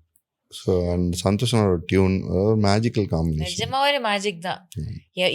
எத்தனை வாட்டி எப்போ கேட்டாலும் அது ஒரு மாதிரி ஒரு சரியல் ஃபீலிங் அண்ட் ஏதோ ஒரு ஆராக்குள்ளே இருக்கிற மாதிரி ஒரு ஜோனுக்குள்ளே கொண்டு போயிடும். ஆமாம், அது ரொம்ப ஒரு பாப்புலர் சாங்கான்னு எனக்கு தெரியல. பட் ஸ்டில் கேட்குறவங்களுக்கு ரொம்ப ரசித்த பாட்டு. கேட்குறவங்க எல்லாருமே ரொம்ப பெருசாக பாப்புலர் சாங்னு தெரியல அப்படின்றீங்க. அப்படியா? பிகாஸ் என்னை பொறுத்த வரைக்கும் அது ரொம்ப ஃபேமஸ். நான் நிறைய வந்து என்னோட ஸ்டோரிஸ் வைக்கிறப்போல்லாம் இந்த பாட்டுக்கு என் கை போகும். அந்த மாதிரி ஒரு ரொம்ப close to heart lyrics and சாங்காக இருக்கும் இது. ஆமாம், பட் ரிலேட்டிவ்லி சொல்கிறேன். இப்போ ஒரு என்னடி மாயாவி அளவுக்கோ இல்லை, அது மாதிரி ரிலேட்டிவ்லி கம்பேர் பண்ணால் சித்தா பாட்டு அளவுக்கோ டூ பாப்புலர் இல்லை, பட் அதுக்கான ஆடியன்ஸ்குள்ளே அது வந்து பெரிய மதிப்பை கண்டிப்பா இருக்கு. யா, பெற்ற பாடல். ஃபர்ஸ்ட் ஒர்க்குக்கான ரிசெப்ஷன் எப்படி இருந்தது உங்களுக்கு? கேட்டவங்க வரைக்கும் ரொம்ப உயர்வாக சொன்னாங்க. எனக்கு first Madhan Karky sir phone பண்ணாங்க, ரொம்ப பியூட்டிஃபுல்லாக இருக்குது லிரிக்ஸ் அப்படின்னு சொல்லி. வைரமுத்து சாரே அப்புறம் போய் பார்க்குற ஒரு வாய்ப்பு வந்தது. அதுக்கப்புறம் பூ அவிழும் பொழுதில் அப்படின்னு அந்த தொடக்கமே ரொம்ப நல்லா இருக்குது, புதுசாக இருக்குது அப்படின்னு சொல்லி அப்ரிஷியேட் பண்ணாங்க. ஆடியன்ஸ்கிட்டேருந்துமே அண்ட் சினிமா சர்க்கிள்லேருந்து குறிப்பாக ரொம்ப நல்ல ரெஸ்பான்ஸும் ஆப்பர்ச்சுனிட்டிஸுமே வர ஆரம்பிச்சது. பட் அந்த சாங் வந்து அந்த பாப்புலராக பிரேக் ஆகி ஒன்று போகும்ல, எல்லார்ட்டையும் போய் சேரல, அது இல்லை. அது இல்லைங்கும்போது ரொம்ப நல்ல சாங் ஆச்சு, ஏன் போகலன்னு தேடல நமக்கு இருக்குல்ல புதுசாக எழுத வரும்போது. அப்புறம் நான் புரிஞ்சிக்க ஆரம்பித்தேன், ஓகே ஆடியன்ஸ் வந்து வேறு வேறு தளத்துலேருந்து வராங்க, வேறு வேறு எக்ஸ்பீரியன்ஸ்லேருந்து வராங்க.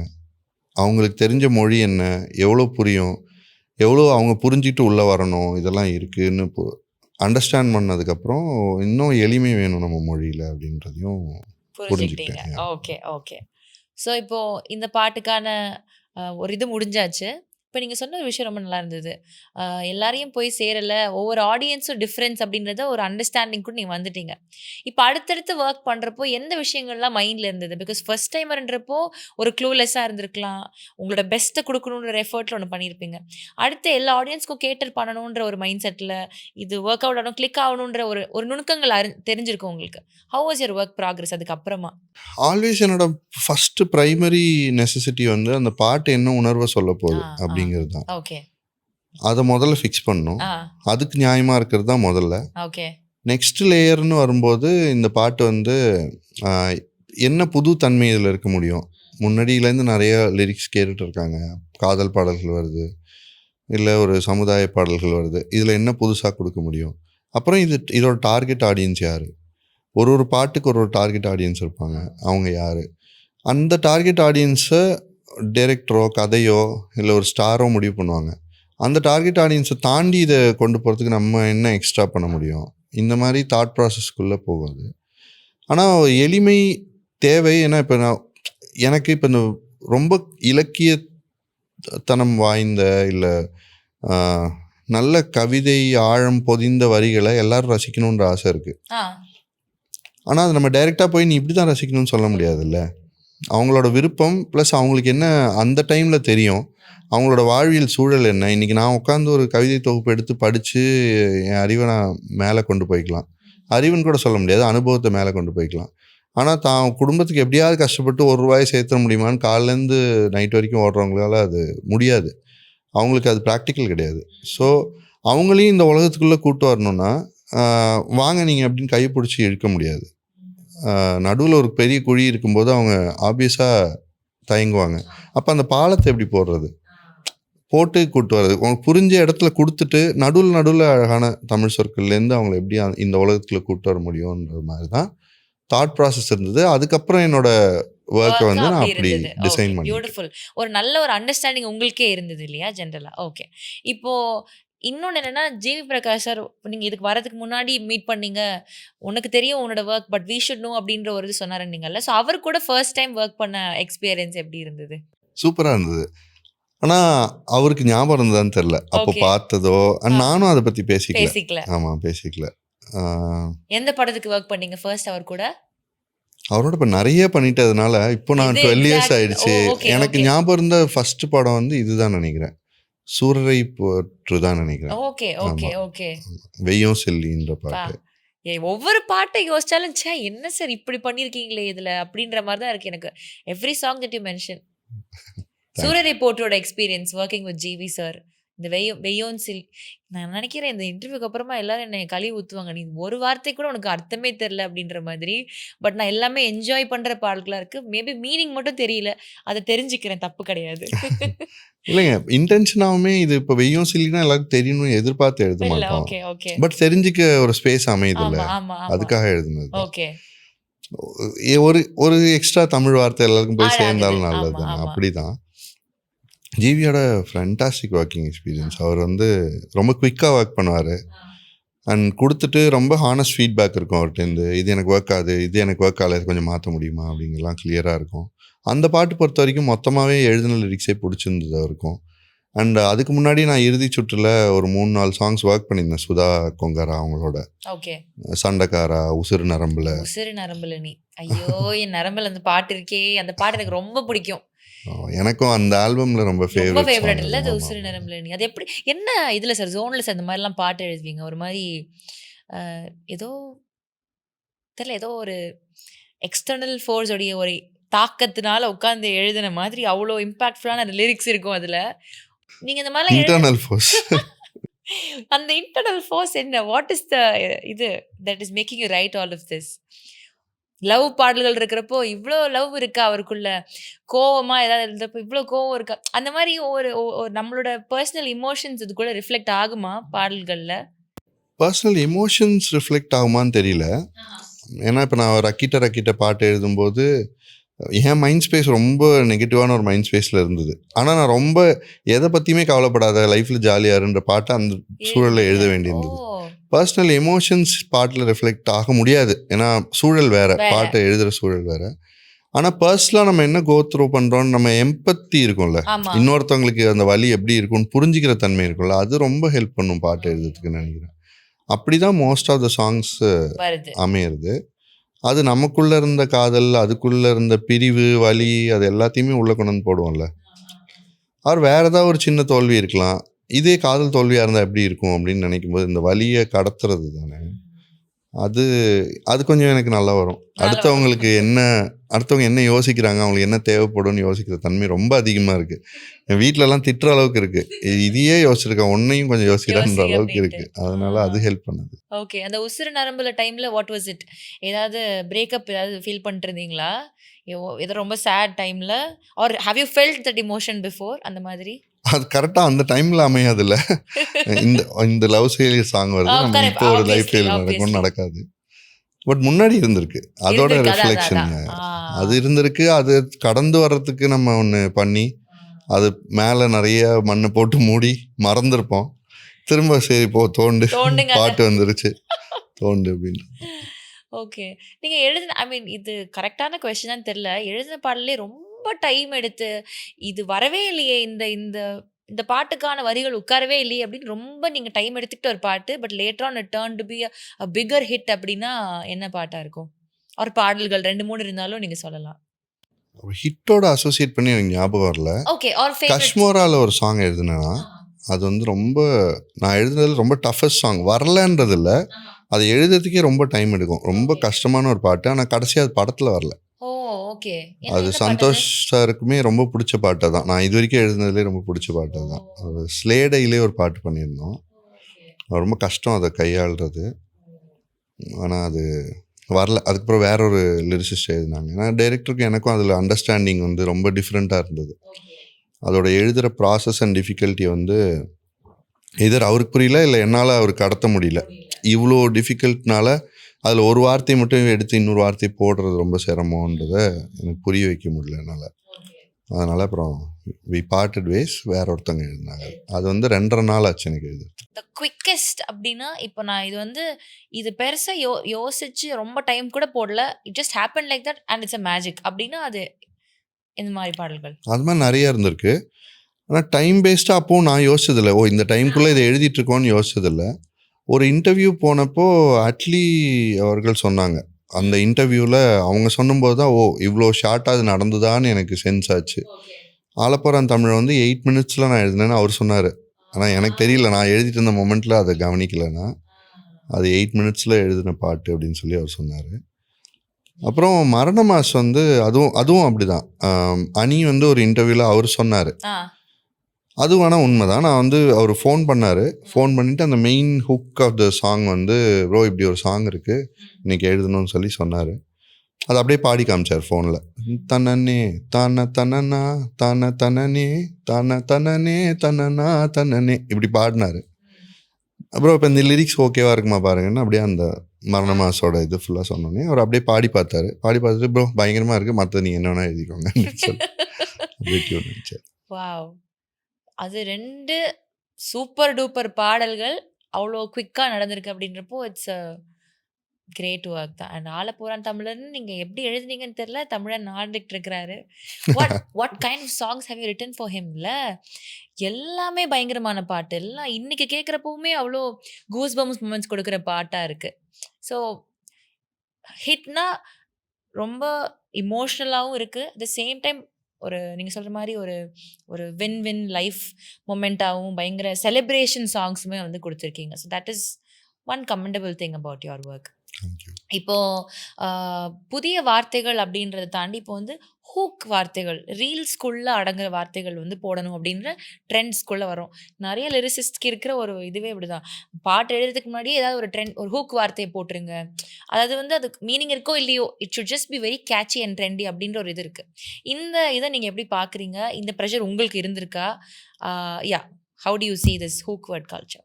இத்தனை வருஷத்தில் இந்த ஹுக்கு நம்ம இப்போ எழுதின பாட்டில் ஹுக்ஸ் இருந்திருக்கும், ட்ரெண்டி வேர்ட்ஸ் இருந்திருக்கும், அது போய் நிறைய பேர் சேர்ந்துருக்கும். ஆனால் இவ்வளோ வருஷத்தில் ஒரு ட்ரெண்டியான வேர்டை உள்ளே போடுவோம் அப்படின்ற தாட் ப்ராசஸ் எனக்கு இருந்ததே இல்லை.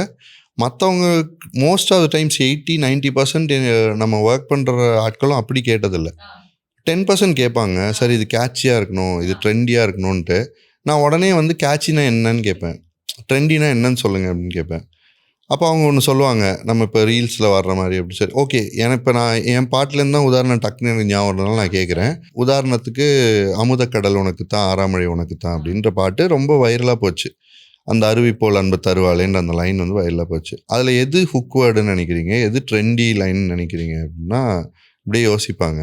இப்போ நீ சிங்கம் தான்ங்கிற பாட்டும் வைரலாக போச்சு. எது அதோட ஹுக் வேர்ட்னா இல்லை, அந்த ஆகாயம் போதாத பறவை ஒன்றுங்கிறது பியூர் போய்ட்ரி. அதுக்குள்ளே ட்ரெண்டி வேர்டோ இல்லை கேட்ச் ஆகி போயிடணுங்கிறதோ இல்லை. நெசசரிலி அப்படி நடக்கிறது இல்லை. அப்படி தான் ஒரு பாட்டு ரீச் ஆகுங்கிறது நடக்கிறது இல்லை.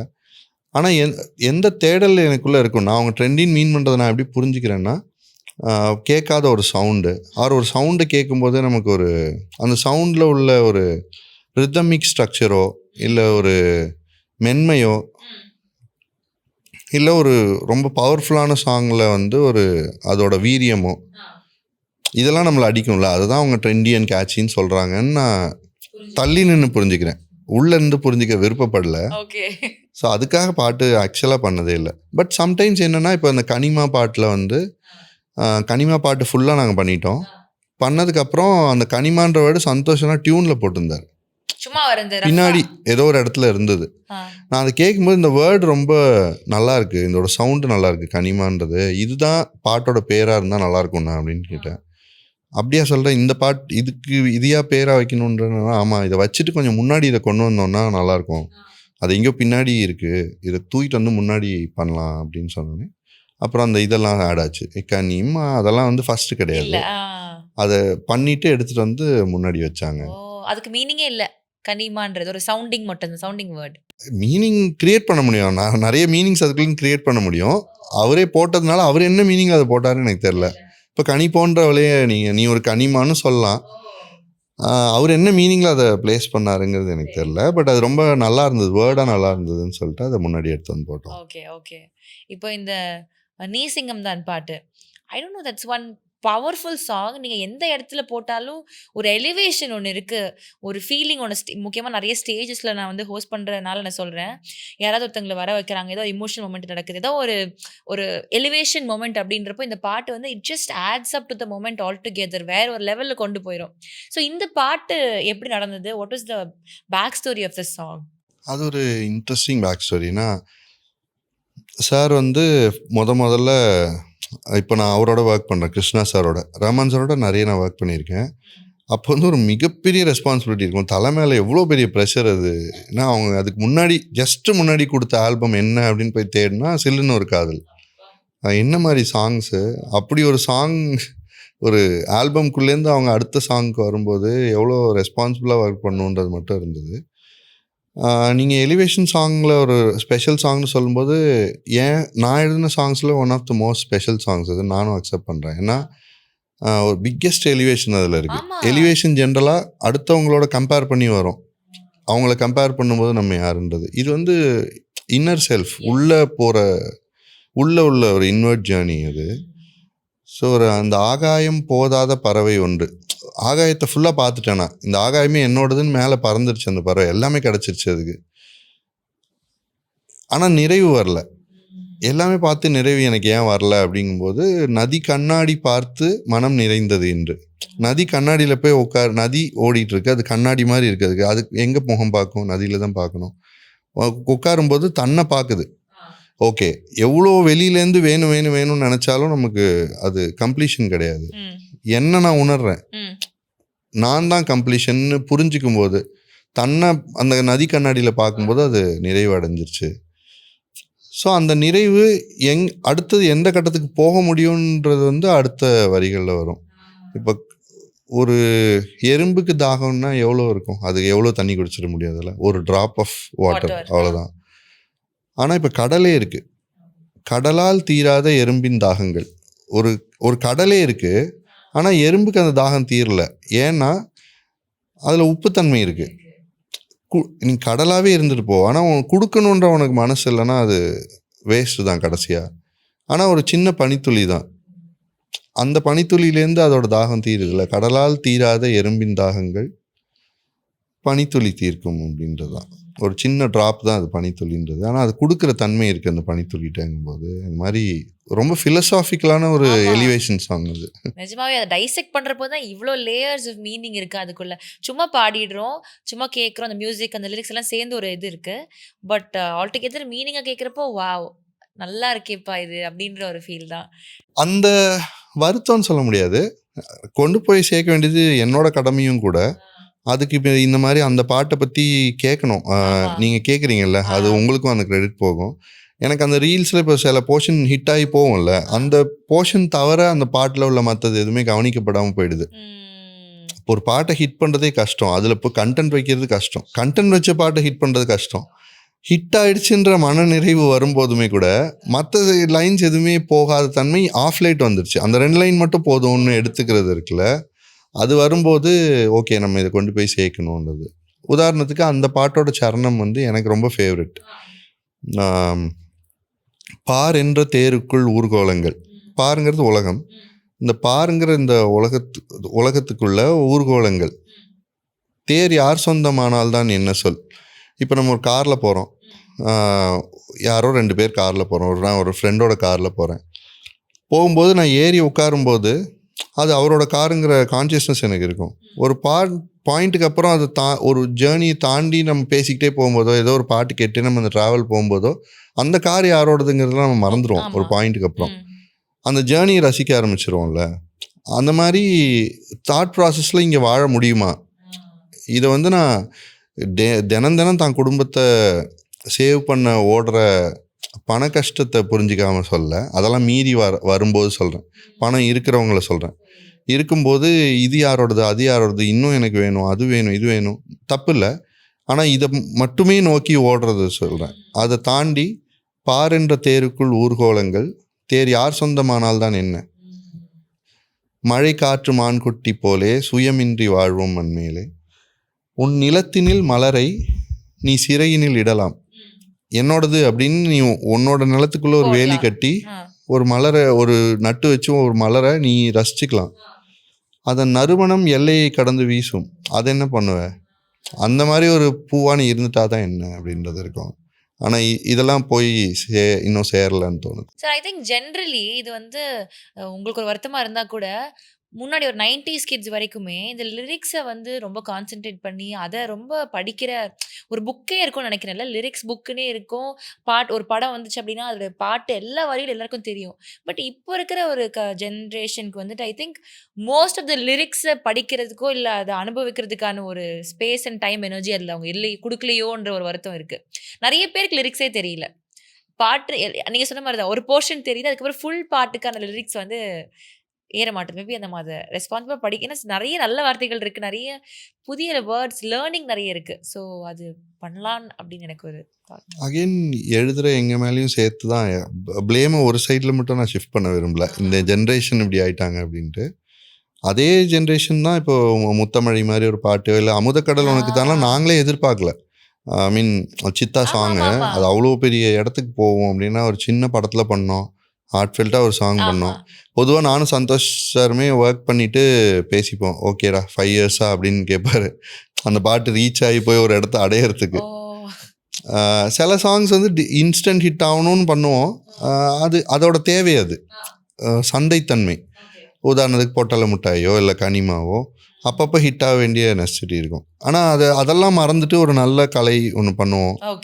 இதெல்லாம் நல்ல கலை இல்லைன்னு நான் மீன் பண்ணல.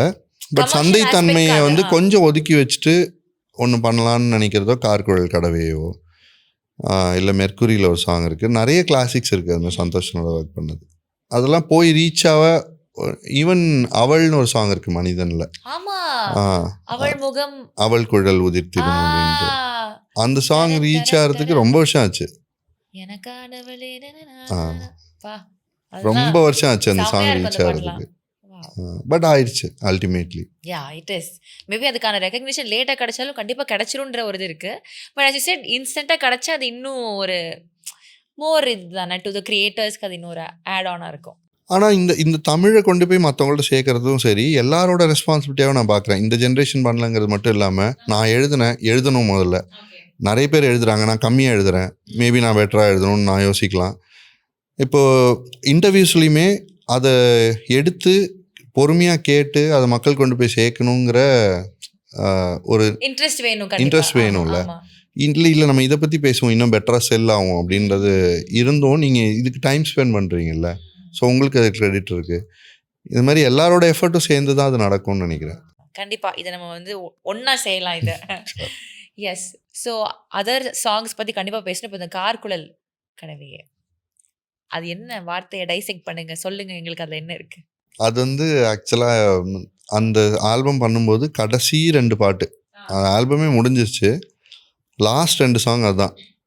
அது எப்படின்னா சந்தோஷம் நான் ஃபோன் பண்ணிட்டு ஒரு சாங் முடிக்கணும், ஆனால் ஒரு நாள் தான் டைம் இருக்குது, 2 சாங்குமே முடிச்சு நம்ம கொடுக்கணும். ஏன்னா லிப் இல்லை, 2 சாங்குமே லிப் கிடையாது படத்தில். ஜஸ்ட் ப்ளேஸ் பண்ண போகிறாங்க அவ்வளோதான். ஆனால் சாங் முடிஞ்சு சென்சார்லாம் போகுது லாஸ்ட் மினிட் அப்படின்னு. அவர் ரொம்ப டென்ஷனில் வேறு வேலைகளில் சுற்றிட்டு இருக்கார் வெற்றிமாறன் சார். நம்ம அதுக்குள்ளே ஒரு டைம் வாங்கி கேட்டுட்டு இந்த 2 சாங்கையும் அவர் கொடுக்கணும் அப்படின்னு சொன்னார். சரி ஓகே பண்ணிடலாம். இந்த டியூன் அனுப்பிச்சிட்டாங்க, 2 டியூனுமே வந்துருச்சு. நான் இப்போ வெற்றி சார் கால் பண்ணுறேன். விவேக் சொல்லுங்கள் விவேக், இந்த ஒரு சின்ன வேலையில் இருக்கேன், இருங்களேன் நான் அடிக்கிறேன் அப்படின்னு சொல்லிட்டு வச்சார். அவரால் திரும்ப லைனில் வர முடியல. ஸோ என்ன விஷயம்னே தெரில. சுச்சுவேஷனை வந்து நான் ஃபஸ்ட் டைம் கம்போசர்ட்டேருந்தே கேட்டுட்டு சந்தோஷம் நாட்டு அந்த சுச்சுவேஷனை கேட்டுட்டு அப்படியே எழுதின பாட்டு 2மே ஒரு நாளுக்குள்ளே அந்த 2 பாட்டையுமே பேக்கேஜ் மாதிரி முடிச்சு கொடுத்தோன்னே ஆக்சுவலாக வெற்றி சார் சந்தோஷம் என்ன சொன்னாங்கன்னா, வெற்றி சார் முதல்ல கோவப்பட்டிருக்காரு. இன்னுங்க இவ்வளோ நல்ல சாங் லாஸ்ட் மினிட்ல கொண்டு என் கையில் கொடுத்தீங்கன்னா என்ன பண்ணுவேன், படத்தில் நான் எப்படி வைக்கிறது இதை அப்படின்னு சொல்லி. என்னடி மாயாவுக்கு ஸ்பேஸ் இருந்தது ஆல்ரெடி, அந்த ஆண்ட்ரியா அவங்களோட லவ் போர்ஷனில் இருந்தது. கார்குழல் கடவைக்கு ஸ்பேஸ் இல்லை படத்தில். அப்புறம் ஆக்சுவலாக ஒரே ஒரு லைனும் ஏதோ மட்டும் வரும். தனுஷ் சார் ஆட்டோவில் வருவார் வட சென்னையில், அதில் மட்டும் ஒரே ஒரு லைன் வரும். அது தவிர பாட்டு படத்தில் இருக்காது. அண்டு அதில் ஒரு லிபர்ட்டி இருந்தது. பாட்டு இப்போ நீங்கள் படத்தில் வரணும், ஒரு ப்ரொடியூசர் ஒரு காசு போடும்போதே அந்த காசு அவங்களுக்கு திரும்ப வரணும். அதுக்கான உழைப்பு எங்ககிட்டேருந்தும் இருக்கணும். அது ரொம்ப இம்பார்ட்டண்ட் நமக்கு. அதுக்கு நடுவில் தான் நம்ம கலையை காப்பாற்ற முடியும். அப்போது அந்த தேவை இந்த பாட்டில் இல்லை. ஏன்னா இந்த படத்தில் வரப்போதா இல்லையானே தெரியாது கார்குழல் கடவையை பொறுத்த வரைக்கும். அப்போது நம்ம வந்து நல்ல தமிழ் கொடுப்போம். அது ரொம்ப இம்பார்ட்டண்ட். சந்தைத்தன்மை இல்லைன்னு தெரியும் போதே நமக்கு ஒரு இது வரும்ல, நம்ம ஒரு நல்ல தமிழ் கொடுக்கலாம் அப்படின்ட்டு தான் கார்குழல் கடவைன்னு ஆரம்பித்தது. ஸோ கடவைங்கிறது வந்து ஒரு பாதை. ஸோ உன்னோட ஒரு கார்குழலில் உன்னோட கூந்தலுக்குள்ளே ஒரு பாதை இருந்து அதுக்குள்ளே போய் நான் தொலைஞ்சிட்டேன்னா என்ன அப்படிங்கிறது தான் அந்த பாட்டு. குழல்னா கூந்தல், கார்குழல்னா கருமையான கூந்தல். அதுக்குள்ளே ஒரு வழி இருக்குது, ஒரு வகடு இருக்குது. அந்த வழிக்குள்ளே நான் போய் ஒரு பாதைக்குள்ள, அது ஒரு போர்ட்டல் மாதிரி, அதுக்குள்ளே போயிட்டு தொலைஞ்சிட்டேன்னா என்னன்றது தான். காழக வழியிலே கனவுகள் இறைக்கிறாயின்னு இருக்கும். காழகம் அப்படின்னா பயங்கரமான ஒரு வழி நான் போயிட்டு இருக்கிறது. அதுக்குள்ளே யூ கிவிங் மீ ட்ரீம்ஸ். அப்போ அந்த வடசென்னை வாழ்க்கை, அதுக்குள்ளே அவங்க சந்தித்த வடசென்னை வாழ்க்கைன்னா அப்படி தான் இருக்குங்கிறது இல்லை. அந்த படத்தில் அந்த கேரக்டர் கோத்ரூ பண்ணுற வாழ்க்கை. ஸோ அதுக்குள்ளே நான் ரொம்ப ஒரு சிக்கலான ஒரு லைஃப்குள்ளே போயிட்டுருக்கேன். ஆனால் எனக்கு you are the only one who is giving me dreams அப்படின்னு. பயங்கரமாக இருக்குல்ல. ஆனால் இப்போது எனக்கு ஒன்று தோணுது, அந்த முடிக்குள்ள ஒரு பாதையில நான் தொலைஞ்சுட்டேன் அப்படின்லாம் சொல்ற அளவுக்கு நீங்க யோசிக்கிறீங்கன்னா, உங்களுக்கு வந்து எவ்வளோ ரசிக்கும் தன்மை இருக்கு. ஒரு சின்ன விஷயத்த கூட எவ்வளோ ரசிச்சு நீங்க மிகைப்படுத்தி சொன்னீங்க அப்படின்னா, இவ்வளோ அழகான வரிகள் வரும் அப்படின்றது தான். அப்போ நீங்க வந்து லவ் லெட்டர்ஸ்லாம் எழுதுறப்போ உங்களுடைய மனைவிக்கு, இல்ல உங்களுடைய கேர்ள் ஃபிரெண்ட்ஸ்க்கு வந்து ரொம்ப ரசனையோட எழுதியிருப்பீங்கல்ல, அவங்கள பயங்கரமா இம்ப்ரெஸ் பண்றதுக்கு. ஆரம்பத்துல கேர்ள் ஃப்ரெண்ட்ஸ்னு முடிவு பண்ணிட்டீங்க. சார் இவ்ளோ அழகா எழுதுறவங்களுக்கு வந்து கண்டிப்பா கேர்ள் ஃபிரெண்ட்ஸ் இருந்திருக்கணும். எனக்கு ரசனை இருக்கு, இல்ல, உள்ள ஆமா. இருக்கு. இல்லாம பாருங்க யோசிச்சு பாருங்களேன், ஒரு வகுடு வந்து ஒரு வழி மாரி தெரியுது. அந்த வழிக்குள்ள நான் தொலைஞ்சுட்டேன்றதெல்லாம் ஐம் ஜஸ்ட் பிக்சரைசிங் நீங்க சொல்ல சொல்ல. வாவ்! அப்போ இத வந்து அவர் பிக்சரைஸ் பண்ணி அவர் அத ரசிச்சிருக்காரு அப்படின்றது. So wow! அது ஜென்ரலாவே அந்த ரசிப்புத்தன்மை இருக்கு. பட் டியூனும் ரொம்ப அழகா இருக்கும்போது, இதுக்கு எப்படி ஜஸ்டிஸ் பண்ணலாம் இந்த டியூனுக்கு அப்படிங்கும்போது தீனி தான் போடணுன்ற ஒரு வெறியில பயங்கரமா தீனி போடணுன்ற வெறி இருக்கும். So அதுதான் நீ கிளியே நீ பிரிந்தால் சாகிறேன், விறகாய் உன் விழியை கேட்கிறேன். அது உன் விழியை விறகாயிட்டு போட்டோன்றதோ, இல்லை கன்னங்கள் மூடி ஓரமாய் நீ நின்றாலே அன்றே தேய்பிறைன்னு இருக்கும். கன்னங்கள். நீ கன்னத்தை இப்போ மூடி ஒரு கையிலையோ இல்லை 2 கையிலையோ நீ மூடிட்டனா, முகம் முழு நீலா, நீ கன்னங்களை மூடிட்டனா தேய்பிறை ஆயிடுச்சு. ஓ இப்போ அது. கிரெசன்ட் ஆயிடுச்சு ஹாஃப்வா. கண்டிப்பா பயங்கரமான ஒரு ரசிக்கிற ஆள் தான் நீங்க. எல்லாத்தையுமே ரசனையோட பார்க்குற ஒரு ஆள். அதை அக்செப்ட் பண்ணுறேன். Yes, yes. ஒவ்வொரு பாட்டுக்கு பின்னாடி நம்ம பேச போனா எவ்வளோ விஷயங்கள் இருக்குல்ல. ஒவ்வொரு மெமரீஸ் அன்லாக் ஆயிட்டே இருக்கு. இப்போ இந்த பாட்டுலாம் இப்படிதான் நடந்துச்சு. இந்த மாரி ஒரு சிச்சுவேஷனுக்குள்ள உருவான ஒரு பாடல் தான் இது அப்படின்ட்டு. அதே மாரி தான் என்னடி மாயாவினி இல்லையா? என்னடி மாயம் அப்படிதான். ஒரு எந்தெந்த பாட்டு எடுத்தாலும் என்ன நிறைய ஒரு பாட்டு வருது, டியூன் வருது, லிரிக்ஸ் எழுதிரும், அடுத்ததுக்கு போயிடுவோன்றது கிடையாது. நிறைய உழைப்பு உள்ளே போடப்படுது. அதனால தான் கதைகளும் நிறைய இருக்குது சொல்கிறதுக்கு. அதுக்குள்ளே என்னெல்லாம் தாட் ப்ராசஸ் உள்ளே போச்சு ஒரு பாட்டை உருவாக்குறதுக்குன்னு. எனக்கு இல்லை, எல்லாருக்குமே அப்படிதான் அப்படிதான் இருக்கும். இருக்கும். யா, யா, யா. ஸோ என்னடி மாயாவினி அப்படின்றப்போ மாயாவி is like a sand. What is it? என்ன மீன் பண்ணி நீங்க எழுதுனீங்க?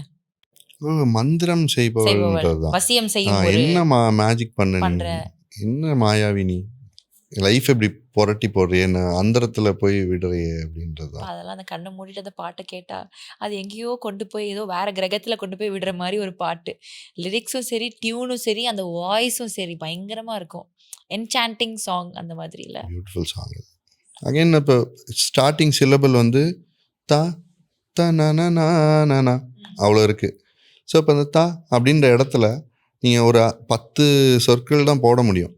நீ, நான், கொஞ்சம் எக்ஸ்ட்ரா போகணுன்னா அந்த மாத்திரை அளவு இருக்கும்ல, ஆமா, ஆமா, ஆமா. மீறினோன்னா வான், அந்த மாதிரி ஒரு 10 வார்த்தை தான் இருக்கும் அதுக்குள்ளே. அது எல்லாமே இந்த சிங்கிள் சிலபல்குள்ளே நம்ம நிறைய கேட்டிருக்கோம், காலங்காலமாக பாட்டில் கேட்டிருக்கோம். அப்போது ஓகே, அதை பிரேக் பண்ணி போகணுன்னா என்ன போகலாம் அப்படிங்கும்போது, ஓகே கூப்பிடுற மாதிரி இருக்கலாம், ஏய் அப்படின்னு கூப்பிடுற இடத்துக்கு போகும்போது புதுசாக ஸ்டார்ட் ஒன்று கிடைக்குது. தலைக்கேறுற வாட் இஸ் இட் கால்? அது எப்படி சொல்வீங்க? ஆனால் எனக்கு புரிஞ்சுது, பட் அதை எப்படி எக்ஸ்பிரஸ் பண்ணேன்னு இல்லை, தெரியல. ஒரு போதை தலைக்கேறிடும். அதான், அந்த அதான். மாதிரி என் தலைக்கேறிட்ட நீ தலையில் ஏறி ஆட்டி படைக்கிறேன்னு ஓ டபுள் மீனிங் கூட இருக்கலாம். உங்களுக்கு எப்படி அதை எடுத்துக்கணும்னு தோணுதோ அந்த மாதிரி எடுத்துக்கோங்க. ஓகே. ஸோ இந்த பாட்டு இப்படி இருக்குது. இதுக்கப்புறம் அந்த சித்தா படத்தில் பாட்டு நீங்கள் சொன்ன மாதிரி அதில் வந்து எந்த ட்ரெண்டிங் வேர்ட்ஸோ இல்லை ஃபேன்சியான ஒரு கேட்சி எலமெண்ட்ஸும் இல்லாமல் it was just purely soulful. லிரிக்ஸும் சரி, இசையும் சரி, பாடின பாடகரும் சரி, அவ்வளோ அழகாக கொண்டு வந்தனால அது ஒரு பியோர் மேஜிக். ஜென்ரேஷன்ஸ் தாண்டி அது ஒரு இதுக்கு வந்து உணர்வு மட்டும்தான் கடத்தப்பட்டது அப்படின்ற ஒரு ஃபீலிங் தான் அதுக்கு. ஸோ அது எப்படி உருவாச்சு? அது அருண் வந்து ரொம்ப ஃபேவரட் எனக்கு ஒர்க் பண்ணுறதுக்கு டைரக்டராக. ஓகே. அதுக்கு முன்னாடி நாங்கள் ஒரு பாட்டு பண்ணோம், நெஞ்ச உனக்காக அப்படின்னு சொல்லி, சிந்துபாத்தில். ஓகே. அது எனக்கு ரொம்ப ஃபேவரட் சாங். கண்டினியூஸாக இதை பண்ணும்போது ரொம்ப ரேர் ஒரு அருண் டைரக்டராக. நான் நிறைய பேரோட ஒர்க் பண்ணியிருக்கேன். அதில் ஒரு ரேர் ப்ரீட், கொஞ்சம் பேர் தான் இருப்பாங்க, ரொம்ப கொஞ்சம் பேர் தான் வந்து நம்ம பாட்டை எழுத போகிறோம், அந்த ஆள் இப்போ அதை ரசிக்க போகிறான் அப்படின்ற இடத்துல இருக்கும்.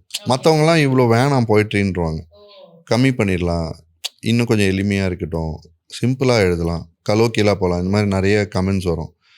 அருண் வந்து இப்போ நம்ம இங்கே போய்ட்ரி எழுதும்போதே அந்த ஆள் இதை செலிப்ரேட் பண்ண போகிறான், ரசிக்க போகிறான்ற ஃபீல் நமக்கு அதோட எழுதும்போது அந்த ஹை நம்மளோட பெஸ்ட் வந்து அருணோட வெளில வரும். ஓகே. அந்த அண்ட் சந்தோஷ் சார் பற்றி கேட்கவே தேவையில்லை, அவர் எப்போவுமே என்னோட தமிழை மேக்ஸிமம் செலிப்ரேட் பண்ணியிருக்காரு மியூசிக்கில். ஸோ பயங்கர ஹாப்பியாக எழுதின பாட்டு அது. அதனால தான் பெரிய ரெஸ்ட்ரிக்ஷன்ஸ் இல்லை. இதை இன்னும் ரொம்ப எளிமையான சொற்கட்டுக்களை கொண்டு வந்திருக்க முடியும். அப்படி இல்லாமல் ஸ்டார்டிங் வேர்டே அமுத கடல் உனக்கு தான் அப்படின்றதுலேருந்து ஆரம்பிச்சது. பொதுவாக இப்போ நம்ம இந்த எழுதினோன்னா அமுதம் வந்து வேர்டாக பழசாக இருக்கா, இதெல்லாம் இப்போ இல்லைல்ல அமுதம்ன்றதுலாம் வேண்டாம், அந்த இடத்துலேருந்து தான் ஆரம்பிக்கும் கமெண்ட்ஸ் சொல்கிறேன் பொதுவாக. ஆனால் அந்த ஆள் ரசிப்பார், தலைவா இது இப்படி இருக்கு தலைவா, இதுக்கு நான் இப்படி விஷுவல் பண்ணுறேன் தலைவா அப்படின்னு சொல்லி அவர் பேசுவார். ஆக்சுவலாக அதெல்லாம் ரொம்ப பதிவாகல அந்த பாட்டில், அவங்க ரொம்ப எஃபர்ட் போட்டாங்க அதுக்கு. சந்திக்கா மலர் உனக்கு தான் அப்படின்னு இருக்கும். அதுக்கு அவங்க விஷுவல் என்ன பண்ணியிருப்பாங்கன்னா, வண்டு வந்து தீரஜ் வைத்தி பண்ணார்னு நினைக்கிறாரு. வண்டு வந்து கண்ணை கட்டியிருக்கும், கண்ணை கட்டிட்டு ஒரு ஃப்ளவர் எடுத்துகிட்டு வந்து அந்த பொண்ணுக்கு கொடுக்கும். ஓகே. காலையில் எந்திரிச்சு அது அந்த ஃப்ளவரை அது பார்க்கக்கூடாதான், அது எடுத்து வந்து அந்த பொண்ணுக்கு தான் முதல்ல சந்திக்காமலர் யாருமே பார்க்காத பூ உனக்கு கொடுக்கணும் அப்படின்றத நான் வரியில் நம்ம ஒன்று எழுதியிருக்கோம். அது உழைக்கிறதுக்கு அவ்வளோ உழைச்சிருக்காங்க, ஆனால் அது தனியாக போய் சேரலன்னு. Okay okay. சந்திக்காமலர் உனக்கு தான். அடுத்த வரிகள் நீங்கள் சொல்லுங்க, சொல்ல நல்லா இருக்கே. நிறைய இருக்கு. கண்டிக்கா மொழியை தான் அந்த ஈறுகெட்ட எதிர்மறை பெயரச்சம்னுவாங்க. அதில் அந்த இலக்கண குறிப்புக்குள்ள பண்ண பாட்டு அது. அந்த லைன்ஸ் எல்லாம் சந்திக்கா மலர், கண்டிக்கா மொழி, ஆறாமழை. ஆறாமழைனா தீராத மழை. ஆமாம், ஆறாத மழை. Okay okay okay. பொதுவாக இப்போ சந்திக்கா மலர் அப்படின்னு இருக்குல்ல, இலக்கணமாக சொல்லணும்னா சந்திக்கும் அப்படின்னா உடன்பாட்டு பொருள்னுவாங்க. சந்திக்காத அப்படிங்கும்போது வந்து எதிர்மறை. ஆமாம். அதில் அந்த தா வந்து ஈறு கெட்டு போயிடுது, தா இல்லாமல் சந்திக்கான்னு ஆயிடுது. ஸோ ஈறு கெட்ட எதிர்மறை பெயர் எச்சம், மலருங்கிறது பெயர், அதோட எச்சம்ங்கிறது தான் அது. அந்த ஃபார்மேட்டில் பண்ண பாட்டு. நிறைய எனக்கு ஃபேவரட் லைன்ஸ் இருக்கும். இப்போ அந்த பொண்ணு வந்து என் கூட பேசுகிற இப்போ நாங்கள் வந்து ஆக்சுவலாக என்ன இருந்ததுன்னா, அந்த ரெண்டு வரி மட்டும் அந்த பொண்ணு பாடும். அதுக்கு அடுத்த வரி வந்து அந்த அருவி போல் அன்பு தருவாளே என் சின்ன அறிவிப்பும் இன்றி சுடுவாளேன்னு இருக்கும். அதுவும் மேல் லைனாக இருந்தது இதுக்கு முன்னாடி, அந்த பொண்ணு பாடுறதும். அப்போ நான் ஃபுல்லாக எழுதிட்டேன். எழுதினப்புறம் அந்த 2 லைன் மட்டும் அந்த பொண்ணு பாடுற மாதிரி ஒரு ரெப்ரசன்டேஷன் கொடுத்தா பெட்டர்ன்னு சொல்லி லேட்டராக மாறிச்சு அது. அப்போ அந்த 2 லைனை தூக்கிட்டு நான் வேறு 2 லைன் போடணுங்க. அந்த 2 லைன் வந்து இந்த அருவி போலில் முடியணும். அப்போது இவன் வந்து அந்த அருவி போல் அன்பை கொடுக்குறான்னு இவன் சொல்லணும்னா, அவன் அந்த அன்பை எப்படி கொடுக்கணுங்கிறது மேலே 2 லைனில் வரணும். என்ன இப்படி சொல்லிட்டா ஒன்று அப்படின்றது வரணும்ல. அப்போ அது என்னவா இருக்கலாம் அப்படின்னு யோசிக்கும்போது, அவள் உலகத்துக்குள்ளேருந்து ரொம்ப பியூரான ரொம்ப மோஸ்ட் பியூட்டிஃபுல்லான விஷயத்த அவள் கொடுக்க ட்ரை பண்ணுவாள். என் கூட பேசுகிற தோத்தோவை உனக்கு நேரில் காட்டட்டுமா, தோத்தோங்கிற டாகு தோத்தோன்னு சொல்லுவோம்ல, என் கூட ஒரு நாய் பேசும், உன் உலகத்தில் அது நடக்காது. ஏன்னா என் உலகத்தில் ரொம்ப ஒரு பியூரிட்டி ஒன்று இருக்குது, என்னால் அதோட பேச முடியும், அது என்கிட்ட பேசும், அதை ஒன்ட்ட நேரில் காட்டட்டுமா. அது அவளோட பிக்கெஸ்ட் கிஃப்ட். அவளால் கொடுக்க முடிஞ்ச ஒரு கோடி கணக்கான பணம் கிடையாது. சின்னுக்கு பிடிச்ச அவதான் இந்த சின்னுன்றது, சின்னுக்கு பிடிச்ச எல்லா இனிப்பும் சாப்பிட தரட்டுமா. நான் கொடுக்கணும், குழந்தைக்கு ஷேர் பண்ண நினைக்கிறதோ தான் சாப்பிடணும்னு நினைக்கும்ல, அது எல்லாத்தையும் நான் உனக்கு கொடுத்துட்டுமா அப்படின்னு கேட்கறத விட ஒரு பிக்கெஸ்ட் கிஃப்ட் இந்த உலகத்தில் என்ன கொடுத்துட முடியும் அந்த குழந்தை அப்படின்றதான். அது கேட்டதுக்கு அப்புறம் இவர் சொல்றாரு, என்னடா அந்த அருவி போல அன்பை கொடுக்குறாளே அப்படின்னு. So nice to actually talk about it. இந்த பாடல்களுக்கு பின்னாடி இருக்கிற விஷயங்களை வந்து தோண்டி எடுக்கிறப்போ ரொம்ப இதை கேட்குறப்போ I think lot of people will realise and agree with me. அது ஒரு மாதிரி இதெல்லாம் யோசிச்சு இதை எழுதியிருக்காங்களா, இதுக்கு பின்னாடி இவ்வளோ விஷயம் இருக்கா அப்படின்ற மாதிரி ஒன்று தோணுது. அகைன் நான் கிரெடிட் உங்களுக்கு தான் கொடுக்குறேன். இதை கேட்குற பொறுமையும் இதுக்குள்ள எவ்வளோ சந்தைத்தன்மை இருக்கு அப்படின்னு யோசிக்காம இதை பேசுற. இல்லை அப்சல்யூட்லி ரொம்ப இன்ட்ரெஸ்டிங்காக இருக்கு. இதை வந்து விரும்புகிறவங்க கண்டிப்பாக இருக்காங்க, இதுக்கான ஒரு ஸ்பேஸ் கண்டிப்பாக இருக்குது. நிறைய பேர் போய் சேரணுன்றதான் என்னோட ஆசையுமே கூட. இப்போது இந்த மாதிரி நம்ம நிறைய தமிழ் விஷயங்களை வந்து பாடல்களில் வைக்கிறோம், அது நிறைய ஹிட்டும் ஆகுது. பட் நீங்கள் அடிக்கடி யூஸ் பண்ணுற அந்த சந்தைத்தன்மை இருக்குது அப்படின்றப்போ அதுக்கான ஒரு மெனக்கெடுதல் இருக்குது. இப்போ இந்த ரக்கிட்டை பற்றி பேசுகிறப்போ அது நீங்கள் வேற ஒரு ஸ்பேஸில் இருந்தீங்க, but the song demanded a different energy that நீங்கள் அதை டிரான்ஸ்லேட் பண்ண வேண்டியதாக இருந்துச்சு. இந்த ரக்கிட்டன்ற வார்த்தை எங்கேருந்து பிடிச்சிங்க, உங்களோட ஏதோ ஒரு தாட் ப்ராசஸில் எங்கேயோ நீங்கள் லாஸ்ட்டாக இருக்கிறப்போ எப்படி இந்த பாட்டை எழுதுறதுக்கு நீங்களே உங்களை உத்வேகப்படுத்திக்கிட்டீங்க? ரக்கிட்டங்க டியூனில் இருந்தது, அகைன் சந்தோஷனோட டியூனில். அதுவும் அவர் சொன்ன வார்த்தை தானே ரக்கிட்டன்றது? டியூனில் அனுப்புவாங்கல்ல, தன்னன அப்படி இருக்கும், அது தன்னன்னு தான் பாடியிருந்தாரு. திரும்ப செகண்ட் ஸ்ட்ரக்சரில் திரும்ப அந்த பல்லவி ரிப்பீட் ஆகும்ல, அது ரிப்பீட் ஆகும்போது ரக்கிட்ட தக்கிட்ட தங்கிட்ட அது மாதிரி ஏதோ ஒன்று பாடியிருந்தாரு. அதுலேருந்து அந்த சவுண்டை பிக் பண்ண அந்த ரக்கிட்டன்ற சவுண்டு நல்லாயிருக்கு, இதை நம்ம பாட்டாக மாற்றலாம் அப்படின்னு சொல்லி அதை பிக் பண்ணி மேலே கொண்டு வந்து வச்சு பண்ணது தான் பண்ணதுதான். அது. ஓகே. ஆனால் அதுங்க ஆப்போசிட்டான ஒரு மைண்ட் ஸ்பேஸில் இருந்தேன். ரொம்ப ரேர் ஆக்சுவலாக. நான் வந்து ஒரு நிலைக்குள்ளேயே இருக்கிற ஒரு ஆள் தான். சம்டைம்ஸ் நம்ம ஷேக் பண்ணுவோம்ல லைஃப், அந்த மாதிரி ஸ்பேஸில் அப்போ இருந்தேன். பட் ஆக்சுவலாக அன்னைக்கு தான் வந்து நீ எதை பற்றியுமே கவலைப்படாத, லைஃப்பில் ஜாலியாக இரு அப்படின்னு சொல்கிற பாட்டு ஒரு எழுதணும். பாட்டை எழுதணும். ஆ. ஸோ ப்ராபப்ளி அது நான் எனக்கே எழுதிட்ட பாட்டுன்னு நினைக்கிறேன்.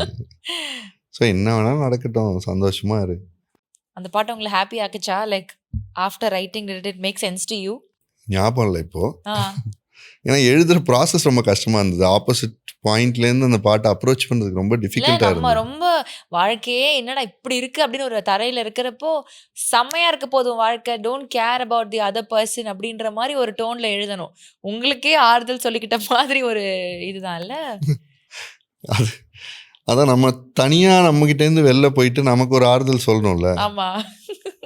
என்ன வேணால் நடக்கட்டும், சந்தோஷமா இருன்னு.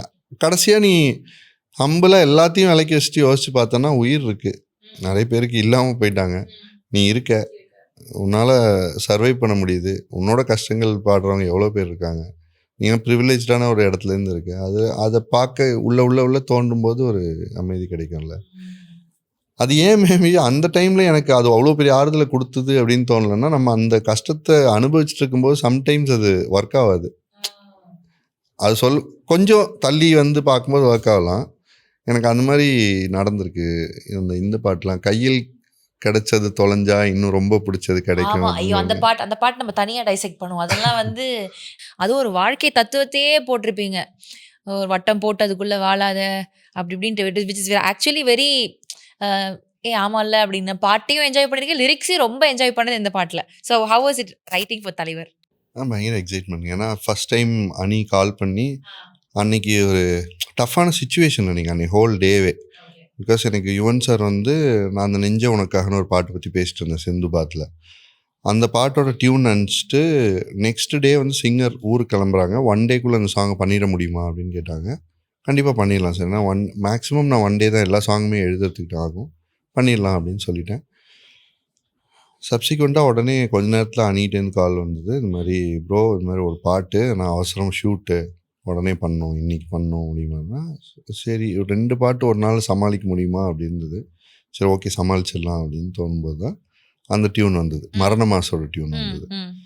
பேட்டை ரஜினி சார் படம். இந்த சாங்கை எழுதணும் அப்படின்னு சொன்னார். ஓகே அப்படின்னு சொல்லிட்டு அப்புறம் அப்ரோச் பண்ணோம் அந்த பாட்டை. கரெக்டாக கொஞ்ச நேரத்தில் ராமன் சார் கால் பண்ணுறாங்க. இது மாதிரி நான் கனடா ஏதோ போகிறது கான்சர்ட்டுக்கு இருக்குது, பாட்டை முடிக்கணும் உடனே அப்படின்னு சொல்லி கூப்பிட்டாங்க. அது ஒரு விரல் புரட்சி. இது 3 பாட்டும் ஒரே நாளில் எழுத வேண்டிய கட்டாயம் இருந்தது அன்றைக்கி. ஸோ அது வந்து அன்றைக்கி தான் தெரியும் ரஜினி சார் படத்துக்கு நான் எழுதுறேன்றது முதல்ல அன்றைக்கி தான் தெரியும் எனக்கு. பட் தேங்க்ஃபுல்லி அது வந்து டக்குன்னு அந்த பாட்டு தான் சொன்னேன், ஃபோன்லேயே சொல்லி அவருக்கு ரொம்ப பிடிச்சதுனால ரொம்ப இது இல்லாமல் முடிஞ்சிச்சு, ஒரு நாளில் முடிக்க முடிஞ்சது. அதுதான் ஃபஸ்ட் எக்ஸ்பீரியன்ஸ். அது கூடவே நடந்த அந்த ஒரு விரல் புரட்சி, அது எப்படி அந்த நாள்லயே நடந்த மேஜிக் மூவ்னு சொல்லிடுங்க. அது ஒரு விரல் புரட்சி வந்து நான் போய் எழுத ஆரம்பித்தேன். டியூன் கொடுத்துருந்தாங்க. நான் முதல்ல சொன்னதே வந்து இந்த ஓவரால் பாட்டை வந்து ஜிஸ்டாக ஒரு வேர்டில் தெரியணும் இந்த பாட்டு என்னங்கிறது. உதாரணத்துக்கு இப்போ ஆலப்போறான் தமிழன் இருக்குன்னா அது என்னங்கிறது தான் அந்த பாட்டோட.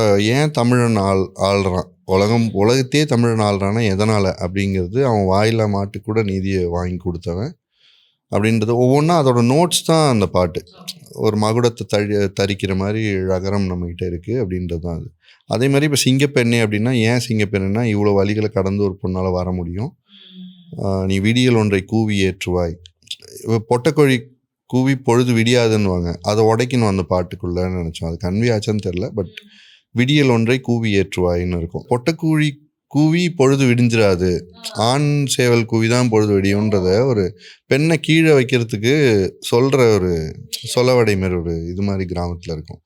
அப்படி கிடையாது, அதை உடைக்கணுங்கிறனால தான் விடியல் ஒன்றை கூவி ஏற்றுவாயின்றது வந்து வரும். பெண்கள் எவ்வளோ பண்ணுறாங்க, அதை உங்களுக்கு பார்க்க தெரில, இது மாதிரி எதையாவது எடுத்துகிட்டு வரீங்களான்றதுக்கு. ஸோ அந்த மாதிரி ஒரு விஷயம் பண்ணது.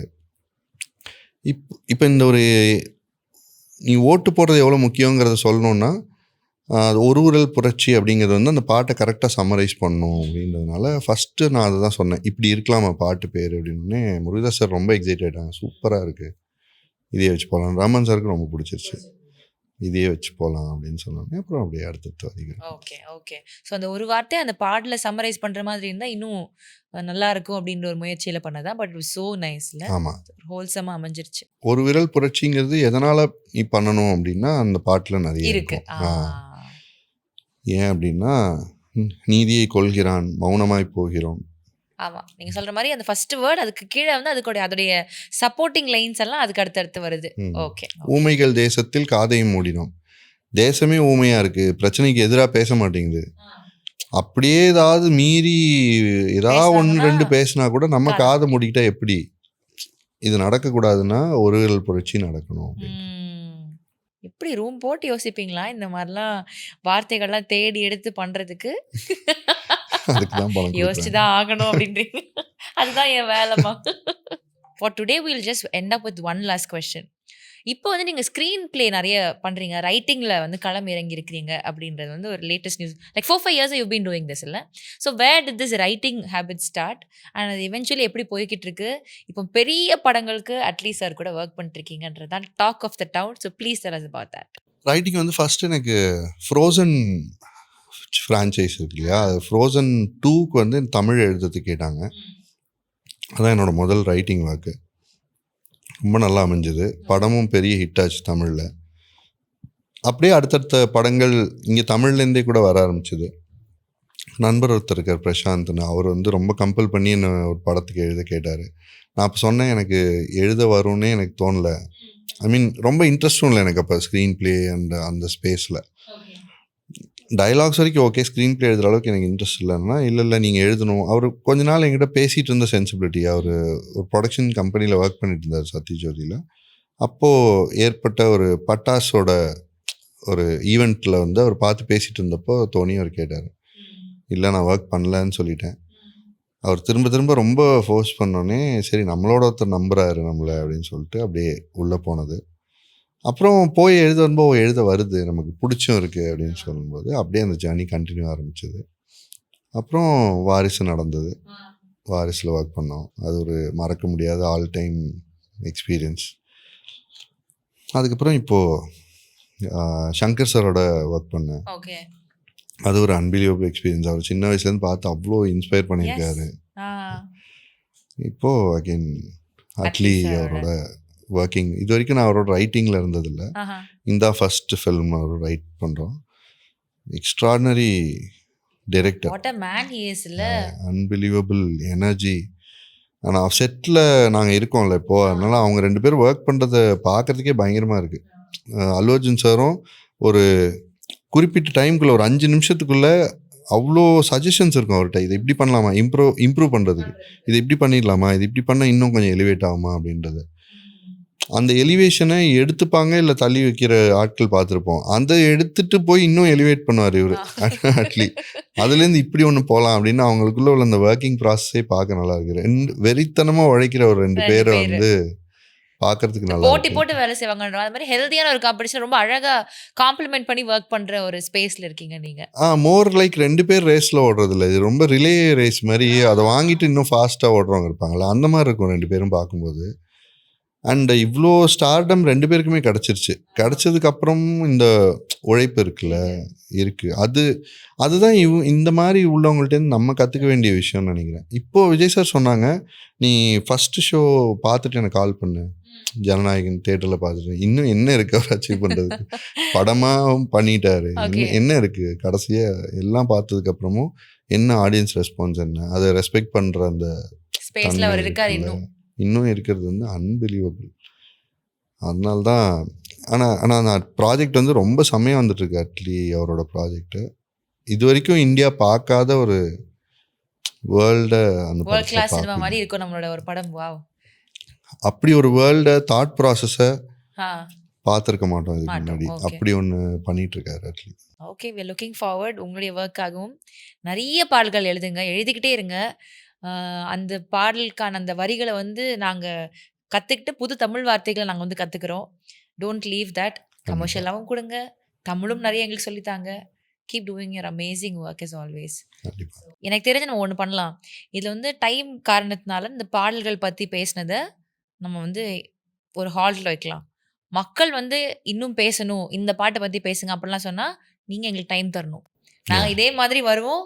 அடுத்த செட் ஆஃப் பாடல்களோட நீங்கள் எங்களுக்கு டீகோட் பண்ணி அதோட சிச்சுவேஷன் என்ன அதெல்லாம் நீங்கள் எங்களுக்கு சொல்லணும். கண்டிப்பா. Yes, thank you so much. Really nice conversation.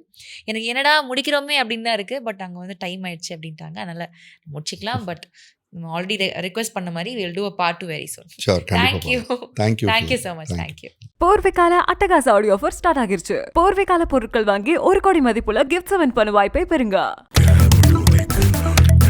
Sir cab auto பைக்குன்னா ரெட் டாக்ஸி மட்டும்தான். கோவையின் உண்மையான ஷாப்பிங் திருவிழா சேரா ஓம் ஜங்ஷன் ஆடி தள்ளுபடி திருவிழா ஜூலை 17 முதல் ஆகஸ்ட் 16 வரை Sundarapuram and cross cut road, Coimbatore.